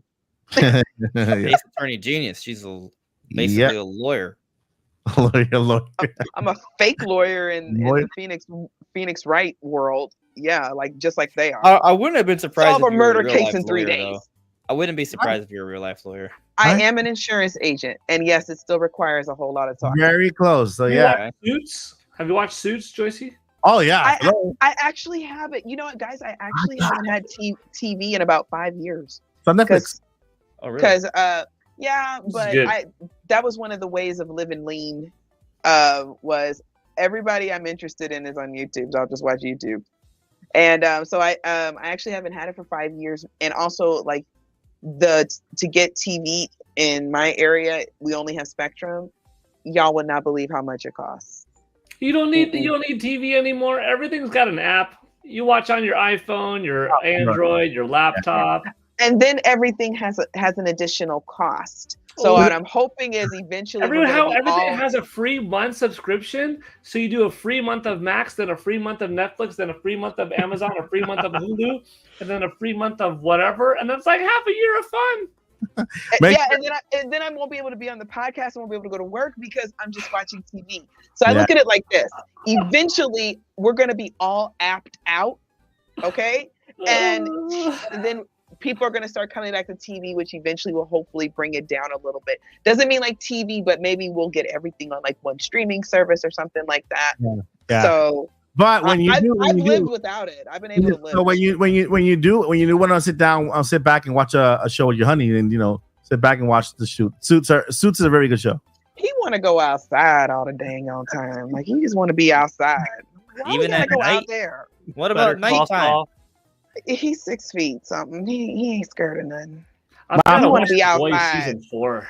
So guys, remember you have to at Mike Odyssey for the question. If not, it's not gonna pop up in chat. If I don't see it, then it's not gonna come up in chat. Or at one of our lovely guests. It won't highlight. Well, we have one guest. It wouldn't and the highlight rest of the crew. But it wouldn't highlight the question, like if it's not like at the home channel. Good point. Yeah. Good point. Yeah. Okay. So you can say at Mike Odyssey, but direct the question to anybody within the podcast. Good point. Let's see here. All right, we're still waiting. Anybody? I don't think nobody has questions. I think we've spoken about everything in the chat. Everybody is like very clear with all the information, and so one more game I thought that caught my eye because I think it reminded me a bit of Silk Songish. Yeah. Or Hollow Knight, excuse me. What was it? Neo. Neo or something? Yeah. Memories in Orbit, and I was like, that looks nice. I like want to play that too. So yeah, that was something else. I have to go back and rewatch the direct because I'm seeing on my Twitter all these different screenshots, and I'm like, what game was that? What game was that? And I was like, there were too many games in the direct. I couldn't keep up, so I got to go back and like rewatch it. I like the Hello Kitty one. Yeah, me too. Favorite game. Go to your room, Mike. Hey, I got 2 daughters. I have 2 daughters. I like that. I have a cat. Mayo. Well, the Stray. The Stray for the cat, right, Andre? What? You got Stray here. Yeah, it's great. I'll play it on a better console. And then on the last direct, they had a more powerful console. Big City Little Cat or Kitty Little City, something like that. Bigger Kitty, smaller city. All right. So the question is, with the rise of appreciation for Star Fox Assault and rumors of getting it a remaster remake, would Nintendo notice and try to have Bandai continue what they started? What do you guys think? I think that Nintendo has actually a pretty good pulse on what we're interested in. Mm-hmm. The reason certain things don't happen isn't because they don't recognize we want it. It's because there's challenges behind if the brand isn't guaranteed to sell, there are challenges behind putting together a project that's both profitable and meets the desired vision, right? That there's a whole bunch of council projects that never see the light of day. So like, for example, I would love a new F-Zero game. I think a lot of us here would think that'd be really cool. But to make a proper follow-up to something like F-Zero GX with modern standards probably is kind of expensive. That was one of the best looking games at the time. So in order for them to do that, they're going to need to put something together they think is going to be profitable and low risk. So it's been challenging for them to get to a point where they can do something like that. That said, remastering a game that already exists, I think a lot of Nintendo IP can probably sell a couple of million. So, remasters are more easily profitable, probably. Something like Star Fox Assault, I think there's a good chance that could happen, like, before the Switch is done. And regardless, I think we're getting a new Star. Like, just for the record, I think we're going to get a new F-Zero eventually. I think we're going to get a new Star Fox eventually. We're going to get a new Donkey Kong eventually. It's just going to take a little bit more time, but they will come. Yeah, and Bandai Namco with the remastering Star Fox Assault, I think, is relatively likely. Yeah. personally. I think there's, and I think there's also, I think there's also going to be a September direct still because, Yes. even if they announce Switch, I think there's gonna be a couple of months they want to fill in with some games that we don't know about, and they already proven that they can launch new games at any moment. It doesn't have to be remake supports, or, you know what I mean? They can launch them new right off the back. Nintendo World Championships SNES edition. I'm telling you, man, can't get any better than that. Well, I can't wait to get the world records on that. I can't wait. I- Oh my gosh. But one thing I will say about this direct and I think I said this last week or the week before last, that was really exciting is that we I'll be right back. no problem. Outside of a few leaks here and there, we really had no idea what was going on in this direct, and I didn't mind a few little leaks or a few little things or whatever, but that was one of the best things about this direct. So like low key, I kind of hope it kind of stays that way. I'm okay with a little something here or there, or a little possibility here and there. A little rumor here and there, but I just love the fact that we were just so knocked off our socks on this one. I love that. I mean, like, the only thing I really, really was willing to bet money on is that Metroid was coming. Because I said, we don't know. I said, they've announced everything else. Everything else that they've announced has come out, or we know about it or something. Metroid's the last one. I said, so it has to be in this one. I honestly thought we were going to get a bunch of random stuff ish or whatever, and then they were going to end with Metroid, and that's all we were going to talk about. No, we're still only talking about Metroid in a sense, but we got so many bangers. A brand So many new bangers. Zelda. What? We have brand new Zelda. Oh my god, That's insane. it's so cute. The fact cutest that- thing ever. Brotherhood is straight up an RPG. What? Oh. Oh, Yeah. And I've never played a Mario and Luigi game, so it'll be my first one, so I'm even more excited. without even playing it, I can tell you it's going to be the best one. I Jack. like Mario and Luigi, so I mean, it's an easy sell for me, honestly. Yeah. All right. So now we got on to everybody. Josie J, Mike Odyssey, everybody. What games have you picked up recently? I can start with that one. I picked up Ocarina of Time 3D right here. And I've been picking one up. of us. Boo. I'm on this mission to enlighten myself with lore on Zelda games, and so when I'm playing the game, I'm really paying attention to everything. Ocarina of Time. I chose a 3D version because I was told that was a better version and higher quality when it comes to the how It looks good. Yeah, how it looks, and so I'm playing that. Fun note, you guys know that I am legally blind, so I can't play on handheld when it comes to 3DS or something like that. So I do have my 3DS. I do have my physical copies. And what I'm doing is I'm using Citra with my iPad. My iPad is the bottom screen, and my 50-inch is the actual top screen. And that's how I'm actually I'm getting on my 3DS. So what I'm doing is buying the 3DS games off Mercari, off eBay. Then when I get that game, I dump it and I play it on my computer. So that's how I'm going about it. Yeah. So yeah, I bought 3DS game. Anybody else? Any recent games recently? Little Kitty Big City. I bought that for my wife for Mother's Day. So it's already been 6 weeks ago, but it's a cute game. It's fun. I like it. It's good. Anybody else? Recent?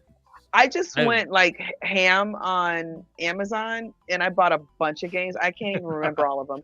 But one of the big ones that I got that I'm really excited to get into as soon as I get some time is Sparks of Hope, Mario Rabbids. I loved the first one. It was so good. cute, and So it's good.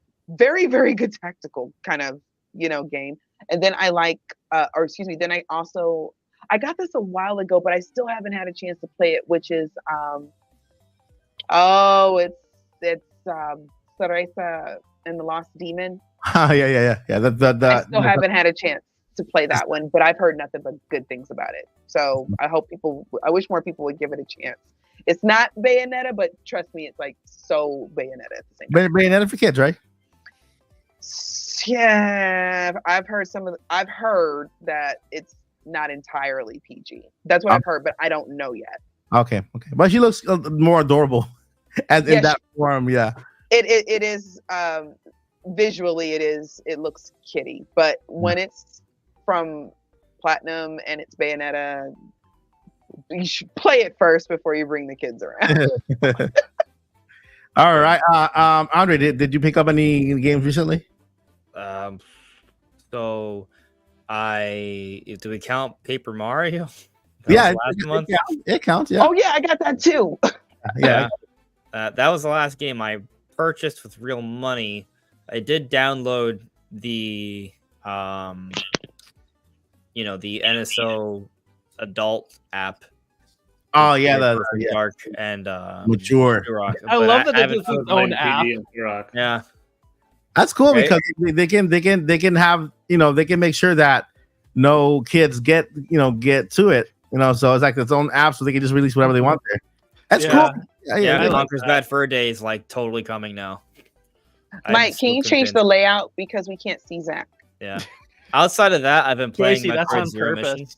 It's not on purpose. It's actually my most wanted NSO game, Zero Mission. And so I've been blitzing that. It's awesome. Let me go Nice. ahead and stop sharing the thingy here. There There we you go. That works. That's Yeah, that's a good way. Yeah, I just had it up just in case anybody wanted to ask us about any of those games and they can't think about it off the top of their heads and just have there. Yeah, but all right, let's see here. And Zach too. He has to answer Yeah, your question too. I haven't gotten anything new lately. However, I have been playing new Mario Maker levels, and that's kind of a new game. If it's a new level that somebody just made, maybe. Mhm. But no. So yeah, I've been too busy with work lately, but I'm It counts, excited it counts. to get some downtime to get Zelda when that comes out. That's 100% day one for me.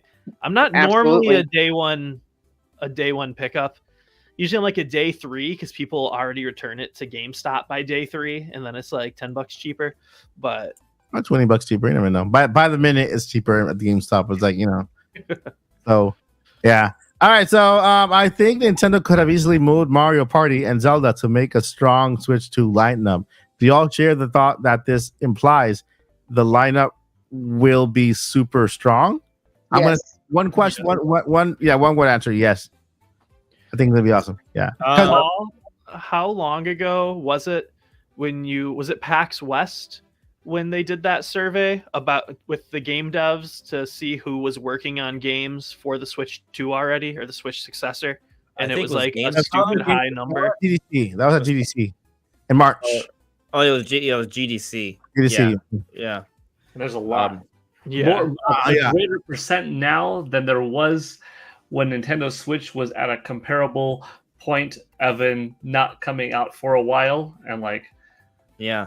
And that's just counting those who chose to talk Yep. about it. Yeah. So yeah. If I remember correctly, it was like higher than the percentage of people who were working on PS4 games or PS5 games before that came out too, or comparable to it at least. It was I very remember the numbers, favorable. yeah, but it was just stuck with me. that Yeah. bodes well. Yeah, I think we're gonna have a really strong lineup. Yeah, I think the lineup's gonna be really strong. The thing is, I just don't think I never thought Mario Party. I mean, I was open to the idea, right? But if put a gun to my head, I was always gonna bank on Mario Party and 2D Zelda coming out this year because those make sense as Switch 1 games. You don't need a next gen console for that, and Nintendo kind of needs to continue to release games every year. I don't think we're going to see a drought. Like, people look at prior Nintendo consoles like, oh well, we need to get a drought. But that's the thing about just looking at patterns and not considering current conditions. That's not always the best way to sort of see what's going to happen next, because the conditions of the Switch are very different from prior consoles. There's one console. Nintendo is focused on one platform, not 2, not 3. So they're going to continue the games coming. They've seen success by having consistent releases. So they have a plan. I mean, they really could, if you want to think about it, a Mario and Luigi and 2D Zelda, those would have been games on a 3DS or a DS or a Game Boy while Nintendo's priming up for a Wii U, a Wii, or a GameCube. You know what I mean? So when you kind of think about it like that, how like Nintendo's handheld developers and console developers are just game developers now, games are just going to be coming. And so, yeah, like I mean, we mentioned earlier, we're already getting Legends ZA. We're getting Metroid Prime 4 next year. How they assimilate to Switch 2, we'll see, right? But we have the rumors of 3D Mario. Mario Kart makes a lot of sense, and I'm sure there's more. I expect Monolith Soft's next game to come out next year, based off the release pattern, at least. Yeah. And then you mentioned like some third-party things. I am so hyped for Monster Hunter Wilds. That's coming out next year. I assume there's a Switch 2 version. There are some rumors that suggest so. But regardless, that game is going to be huge. And there's a whole bunch of 2025 games that have been confirmed. How many come to Switch 2? We think a lot. Yep. Yeah, it's gonna be a super strong lineup. It's gonna be awesome because we're not only counting Nintendo games, we're counting the massive amount of third-party developers who are super excited for bringing their games for Nintendo Switch, and not only newer games, but games that have been out already, next-gen system games that potentially make it to Nintendo Switch. People are gonna buy it for a second time just for the opportunity to play it on handheld mode and on a train, on the way to school, whatever. Right, because that's the advantage that Nintendo has. They have a portable mode. I think nobody does portable better than Nintendo. I'm sorry, I gotta go out bring out and say it. Nobody does portable better than Nintendo. They've been doing it forever, since the Game Boy. So now, right now, we have a whole bunch of consoles coming now with PC specs, but they're just that PCs. Nobody does handheld consoles better than Nintendo, and I think with this next gen system that they're making, with having perfected the form factor, right, a hybrid form factor, they're gonna just blow it out of the park. I have the personal experience of owning a Steam Deck, and it burnt my hand out of how hot it got with me just downloading this game called Yooka-Laylee. Okay, I'm down with the game called Yooka-Laylee. By the time I finished downloading, I turned it on. When I picked up the console, the back was so hot I dropped it, and then I actually wanted to go to I contacted him. Hey, it's super hot. I can fry an egg. I can fry an egg behind this thing. They didn't want to do anything about it. I'm like, oh, that'd be a good video. Turn off this spec and turn off this. They want me to turn on everything. Okay, the game is 8-bit now. What do I do? Mike, can you fry an egg on your Steam Deck and upload that as like a YouTube short? That would be amazing. Awesome. It'll cook. It'll cook. That's how hot it was. So hey, take out the Steam Deck. You can play it and you can fry it. Cook your food during an outage or something. But anyway, again, Nintendo has a bet. I can't wait to see what the next gen system looks for. I know for a fact I can bet anything. I'm always betting stuff. I have to stop. All right, bet this. Color buttons. Color buttons. Super Famicom. I think color buttons is a thing. I think Nintendo's gonna do like a Famicom, Super Famicom kind of like throwback kind of thing to the next system. It'll be fun, right? It'll give that kind of or maybe custom Joy-Cons that could kind of joysticks. Which, by the way, new patent today showing what could potentially be the new Joy-Cons or joysticks or power cons or whatever they call it, because they might even change the name. But super cons, right? Super cons. But my friends, any more questions? Any more questions or anything else you guys wanted to address? I have a comment about the launch lineup and it being super strong with the third parties. Like, what's so amazing to me about this is Black Ops 6 comes out in October. The Switch 2 is not coming out before that. We know that at this point. It's 2025.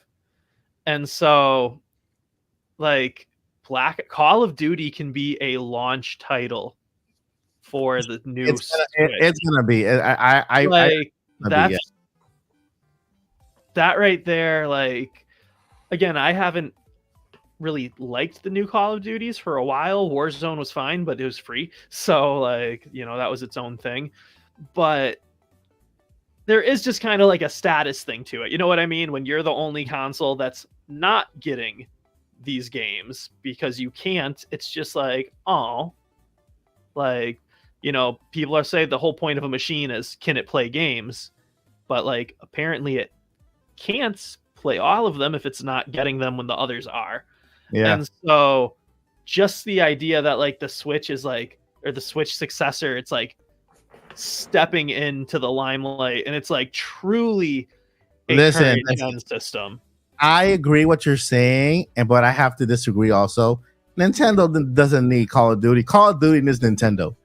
I know they don't need it. I agree, but just the idea of having it. You know what I mean? It's just nice. Yeah, out of this world.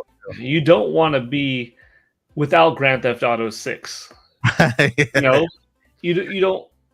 Maybe your whole demographic doesn't need or want Madden, but if you put Madden there, it would sell.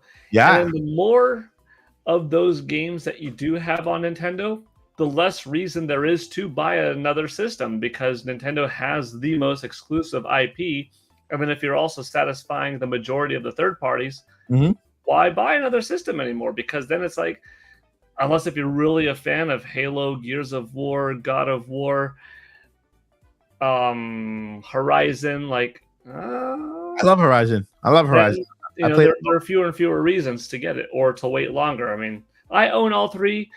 I can't see a time where I will never buy all three, but yeah, there's less and less of a reason if Nintendo has it all. That was the big thing that kind of hurt Wii. Could you imagine if Wii was a little bit more powerful, that it got Assassin's Creed, the next big new Tomb Raider, Final Fantasy 13, Street Fighter 4, you know, the new Mortal Kombat, which was Mortal Kombat 9 at the time. It missed a lot of games that got their franchise start or their franchise next big moment on it. So then that way, when we got into like the next generation, it's like, I already have that association with PS3. I already have that association with Xbox 360. You don't want Nintendo to be like this, you know, weird thing like, I'm not going to hop into the IP because I'm already comfortable with it there. So with Nintendo Switch 2, you start off from the bat not being, you know, oh yeah, we've got Batman Arkham City that came out 3 years ago. Now we have it here. All these day and date third-party games coming out on NS2. It's going to be a really powerhouse of a system. Awesome. It'll be everything. I All right, do so last think- question. Go ahead. I was Go ahead. gonna say for no reason, like there's nothing that's indicated this to me, but I feel like Nintendo's gonna surprise drop a new Star Fox as a launch title. I hope so. Like, I don't know. It's just every time I think about Switch 2 launching, I'm like, what are the launch titles? There's just An open something space. Open space. scratching in the back of my head. It's like Star Fox. So have you guys seen the trailer for Star Wars? What do you call that? Battlefield? Star Wars something? The new Star Wars game from Ubisoft. Mm-hmm. Have you guys seen it? The trailer? Mm-hmm. Probably. Let me look it up so you guys can take a look at what I'm saying. But this is a game that I actually got a sneak peek behind it. I can say it now. NDA is gone, so I've actually got my hands on with this game. And this game, although people are bashing it because of the main character, I could care less. It's the main character. It's me. It's a girl in the game that has nothing to do with the franchise or the story of Star Wars, but it's still a good game. Let's see here. Ubisoft. Is it Ubisoft or is it Ubosoft? Star Wars Outlaws, right? That's the name of the game. Star Wars Outlaws. And so when I was thinking about next gen game with remember when they were before Starfield came out, how big they hyped that game, like there's no tomorrow, like the biggest adventurous thing ever. We have over 1,000 planets. It'll be seamless, the first open space title. And when we got it, it was just literally about 50% loading screens. Even when you went on to go into a planet, you didn't really go into a planet. You just kind of went to a loading screen and then appeared inside the planet already. This game, Star Wars Outlaws, which I think will be also on Switch 2 when it comes out, it has a seamless transition from space to land. Seamless from space to land. So you're flying your ship, you literally go and you have to maneuver your plane, maneuver your ship, and then land.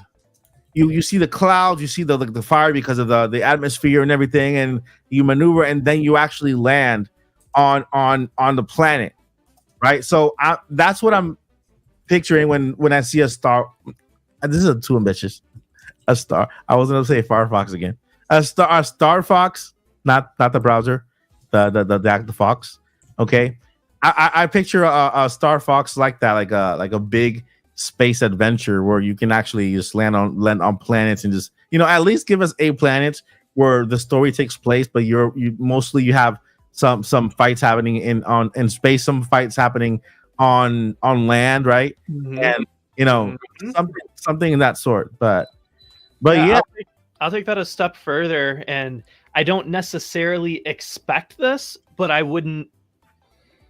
don't expect it, but I wouldn't be like, what? I can't believe they did this. I half expect Nintendo to try and revive 2 dead franchises at once. I would not be shocked to see a Star Fox F-Zero hybrid game because they are set in the same universe. I'd buy it. yeah. Mhm. Yeah. I'll be awesome. All right, so we have the I last think one of the endings in Star Fox Command, Fox retires and enters the Grand Prix. Mm-hmm. Yeah, Really? That's yeah. pretty- It's not the exact same, but it's essentially the same. Like there's like subtle differences between you, but the point is that it was an F-Zero Grand Prix. That's pretty Yeah. cool. Because Star Fox's dad is a character in F-Zero. His name Yeah. is the name Just as a person, he's Yeah. like Fox, like James McCloud. There's like an R-wing that's kind of, it looks a little bit more jet-like, but it's essentially an R-wing as an F-Zero Mhm. racer. Ooh, Yeah. that's nice. And let me All tell you, James McCloud is an attractive man. All right, second question. This is a second question. Will be the last question for tonight. We got, if the Zelda movie follows an Ocarina of Time framework, and there is a young adult Link, do we think Nintendo announces both in the casting reveal or keep the time travel secret? Can I dive this real quick? I think if there is a young Link, like maybe like I remember Joyce and I were talking about this and Paul during one of our podcasts where they would give us a backstory of Link, actually show his parents and what happened to him to make him who he is, right? Like the defender, like so much courage, right? Something must have happened to him in the past. So hopefully, if they do, I don't want to see Ocarina of Time in a movie. I don't want that. I don't want him to turn into a kid and then to adult like that. I don't want that. I just want him to. I want it to be like a linear movie, like an actual. I'm okay with him growing up, but Yeah. but like you said, I don't want to see a game into a movie. I want to see a movie that keeps the soul Yeah, of exactly. the games. I am okay if they want to add it to the official lore, the official timeline, and Yeah. everything.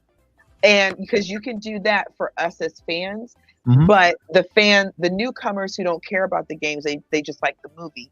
Yeah. Then they don't have to get into anything else because all that they need is in the movie. That's all I'm Exactly. Yeah, yeah. I'm sorry, Auntie is fading. I am tired. No, I love that, and yeah, that's why this is the last question because I see Paul over there also like going like this. You can't see me, but like, I was like his head like he's not. He's just passing out. but yeah. I'm also typing to the chat. So I oh yeah, okay, that's probably it. But yeah, I think if we do see a child Link is gonna be in that way, they're gonna do like a little they're gonna go back in the past and kind of show Link his parents, how he lost his parents. Maybe he had a village where he used to live and then he ended up in Kokiri Forest and something happened on that line. But I hope that's the way. I hope we get a teenage Link, and because this way we have Link growing up and become an adult as the movie progresses. I know the movie will be like maybe every 3 years, every 3 years, right? Around every three years, have a movie, and this Link is actually growing up on screen, like what they did with Harry Potter. You saw how small Harry Potter did was when the first movie. You got more invested in that franchise because you saw him grow. By the end of the Harry Potter movie franchise, he was a man already, right? And then they kind of advanced the years and they did whatever. But I think that with The Legend of Zelda, they have the potential to do something like that, right? Not maybe like a kid Link, or maybe like a teenage Link, young Link. I can't imagine a 10 to 13-year-old wielding a sword and being able to take on giant monsters and us not being like, that's bullshit. Like, we're going to be like, that's bullshit in live action. Like, it's got to be someone who's almost an adult. Yeah. Like, they can be 17, you know? Yeah, exactly. But like, they have to be almost an adult. I don't know. Also, I mean, are we comfortable with seeing that in live action? A young child wielding a weapon and stabbing things. Oh, yeah. I don't know how I feel about that. Are we okay Like, with He could that? be a young. He could be a Oh, yeah. young Link that looks up to the knights and the warriors and has a little Kokiri sword, and is kind of fumbling around In the and woods, like battling very small Deku scrubs or Okay. sparring with his Kokiri friends, but then not quite in a Hakuna Matata like frame where he evolves and gets big all of a sudden. But yeah, there could be some kind of transition period where we do see some of what made him him, and then now you see like the proper 17-year-old Link who's played by a 22-year-old actor, but who's young enough and with makeup looks a proper age. And then should this movie become an awesome trilogy, fans the world over are truly rooting for this lovable Link and Zelda duo that they've now had for 9 years over 3 films or whatever the case Yeah. is. Kind of like you mentioned with Harry Potter. We'll see. I wonder. also The movie is going to be live action, though. By the way, I just saw that question. I wonder if they'll make him like an underdog, right? Like Link, he has He so much potential. He has, and then all of a sudden, because it makes me think about this story in the Bible with David and Goliath, where David is just this kid or this adolescent guy who she washes sheep. That's all he does, right? And then all of a sudden, Goliath comes, and he's the only one who is smart enough to outsmart the giant. He defeats him down with the rock, and then he chops his head off, right? But then you think back, David has been wrestling with lions just to defend his sheep. So the courageous part of Link is like in there. Maybe Link is like he's been doing all this stuff as a kid. Maybe he lost his parents. He became this self-protecting person because he has something in the past that he lost. So he wants to stick up for others, and he's like overly courageous and just kind of he'll stand up to the bully. As a kid and to the and try to fight him even though he knows he's gonna lose, and that's why like that the Triforce of the Courage did it choose him? Am I right? Did it the Triforce of Courage chose Link, or how does that work? Link and Zelda are I think basically that's just the best way to. And- They're cursed and blessed. Like that's really the best way you can describe it. Zelda has a godly lineage. Link was her protector in Skyward Sword, so he's just part of that because he's the one who defeated Demise. But the Triforce still not comes from the convinced gods, goddesses. and I'm- sorry. And I'm still not. No, you're fine. I'm still not convinced that Link doesn't have some kind of godlike something.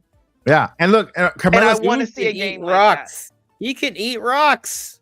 and Camilla says David was a teenager when he defeated Goliath. So even perfect. Look, the analogy fits. that. No, he Link- wasn't. David was 9 years old. David was a child. When he defeated Goliath. Yeah, we have He to defeated guess how himself. old he was. As a Jew, He was you're about- 13 years old. When you become 13, you're a man, and it says Yeah. David was a young, or it says David was a boy. What? So if he was 13 or older, it wouldn't have addressed that he was a boy. Sorry, That's- theologians say 9. That's a I stat. always thought David was like a 24-year-old, like 24-year-old. We ain't Dude, talking about your no. cousin. Yo, a lot of kids nowadays just won't go outside. No, to join a martial arts, you get a little tougher. And and here's David fighting lions at the age of 9. Well, and you have to remember he had that one smooth stone and had a really good arm. Yeah. That's how that worked out. So technically, it wasn't like David was out there just fighting. He The was like, types of okay, slingshots I that got they one use- shot. The type of Probably had a hit- slingshots they use could throw stones up to 12 miles, or not 12, up to 200 miles an hour. Man, I hope that guy went to the Olympics or something. Because Right. At the time, well, he became king. He became king. So Yes, The- it did. that was his thing. All right. So with that's a good segue to introduce our all-star cast one more time for everyone. Hold on. Let me just let me prepare the Ooh, atmosphere. I have one unrelated thing that I would like to say, not about Zelda, so it won't go long. Sorry, too late. I'm just kidding. Go ahead. Aw. Oh, we have one more things on our Yeah, yeah. show. Yeah, go So ahead. I like that. With the Nintendo Direct, one thing held a very special place in my heart, which was Donkey Kong Country Returns, Mhm. because I know, Mike, you're always introducing me as the champion and stuff and hyping stuff up, but I'm mostly just talking about my life now. Yeah. Donkey Kong Returns, or Donkey Kong Country Returns, oh man, that's yellow because of the green screen. The Nintendo Power that was with that game coming out is the one that I was in. And so that will forever have a special place in my heart because it was always like a goal to be in Nintendo Power or with Nintendo stuff. And there is teenage Zach and his best buddy Frank becoming Nintendo national champions in the biggest competition Nintendo's ever hosted. What legend is true? Because I have all of my issues. I want to look at my issue. What number is that one? That is, I bought so many of it. I should know. 261. You know what? I think is 260 the one with Sonic on it. That's a great question. Okay, if you happen to have 260 next to it, the one with Sonic the Black Knight, Sonic the Dark Knight, Sonic the... Look in the back of that one. That's for another day, but just check out that one too. Oh, excitement. We got Discord, y'all. If me and Paul are in back-to-back Nintendo Powers. Hey, wait. Okay. I want to be in the Nintendo Power magazine. I'm gonna probably Photoshop my face somewhere. Time travel. All right, guess what? That is gonna do it, my friends. I want to go ahead and present the All-Star Cast for the Nintendo Podcast. This is the longest podcast ever. 3 hours and 20 minutes. Like, I personally never streamed that long, and we couldn't even capture everything. We really did it. And we only talked about 2 games. That's it. 2 games. I didn't even go to like Brothership. Right. For Dragon Quest 3 and then the announcement of 1 and 2. We have a lot of material for the next podcast. We'll break it down. And we still got to get Lily's reaction when she gets back. I know. Oh my goodness.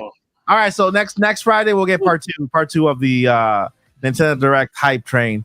All right. So without further ado, let me go ahead and introduce you to the All-Star Cast tonight. Which, by the way, I want to say I'm very grateful for every one of you being here at the Nintendo Podcast and just giving the best advice ever, because you guys are awesome. You guys are brilliant in what you do. And I want to start out with Mr. Special Guest tonight, Andre Restart. Hey.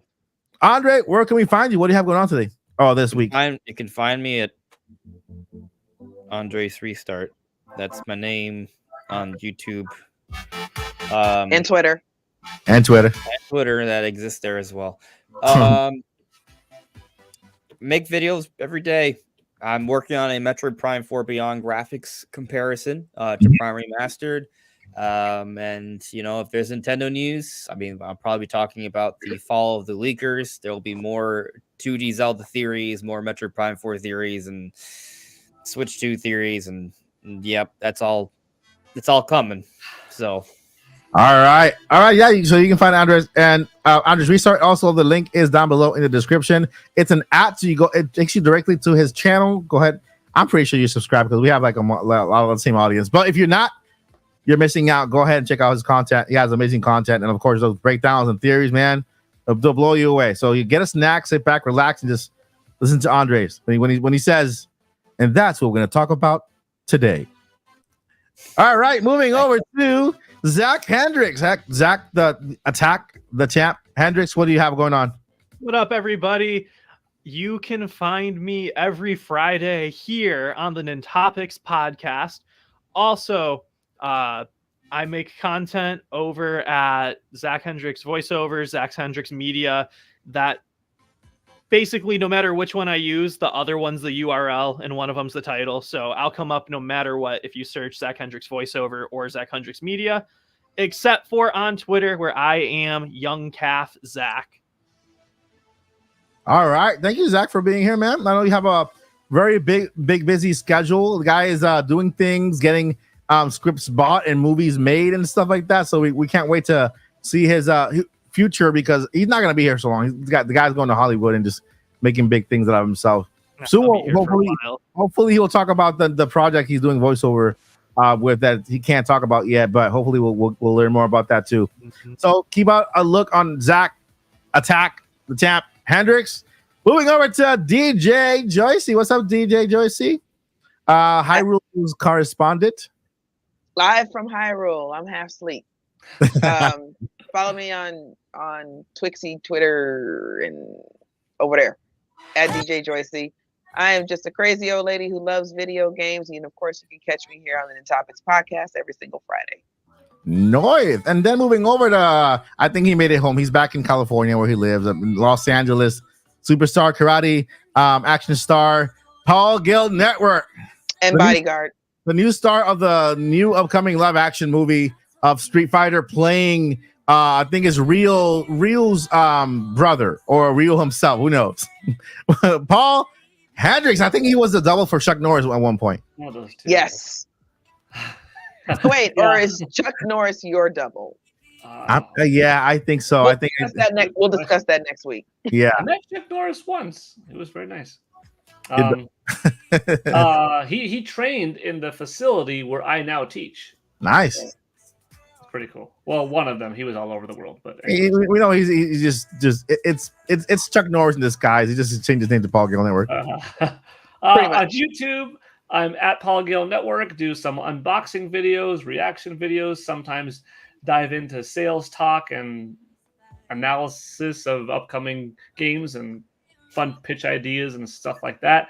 And over on Twitter/X, it's kind of more of the same, but what you could expect are weekly Japanese sales data that come out of the Famitsu reports, and then also what I think is coming out next in the industry, the overall vibe of the video game landscape. And this week was a very big week on YouTube and Twitter because it had just the Nintendo Direct. So every conversation that I was having with people, it was just kind of like popping off on Metroid and Zelda and sales of what I anticipate for Mario Party Superstars or Jamboree and stuff. So anyhow, Twitter, YouTube, if you like or comment or follow, I appreciate it. And I am actually probably one of the rare people, I think, that I reply back to every single person. I always make it a goal. I enjoy it. I actually reply back to every person on Twitter, X, and YouTube. So maybe it's because I don't have tens of thousands of followers, but that's to your own benefit and my own benefit because I like engagement and I like talking. So if you're ever like, man, I kind of wanted to hear that person's thoughts, that's what I'm there for. I like to give everybody an opportunity to be heard and to ask a question and engage. All right. That has been Paul Gill Network, and I am Mike Odyssey here on the channel. You can find me here whenever I'm here.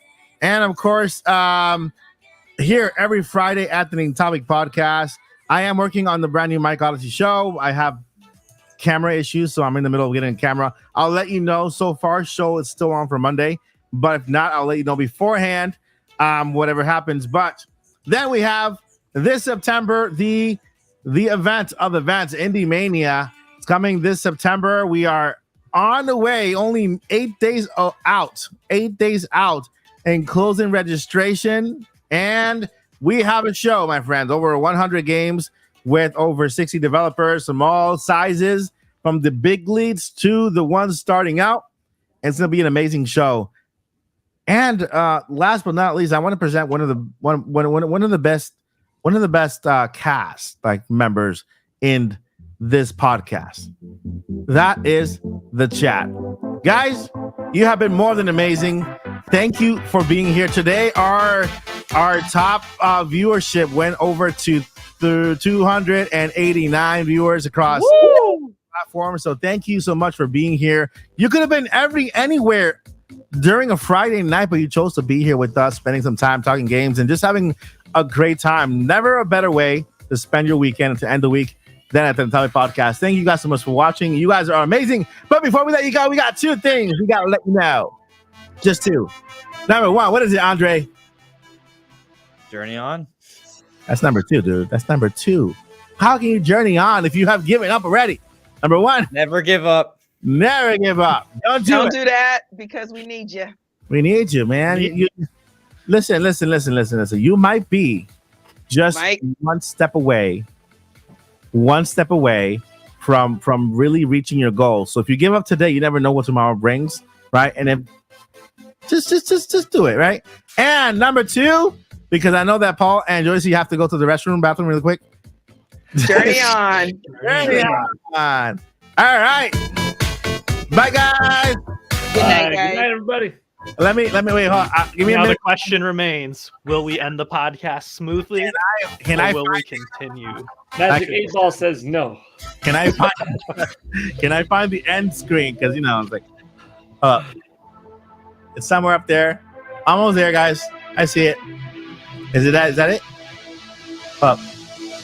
No, wait. That's a having hope. Hi, having hope. That's not it. All right, We bye. never end right. Good night, guys. Good night.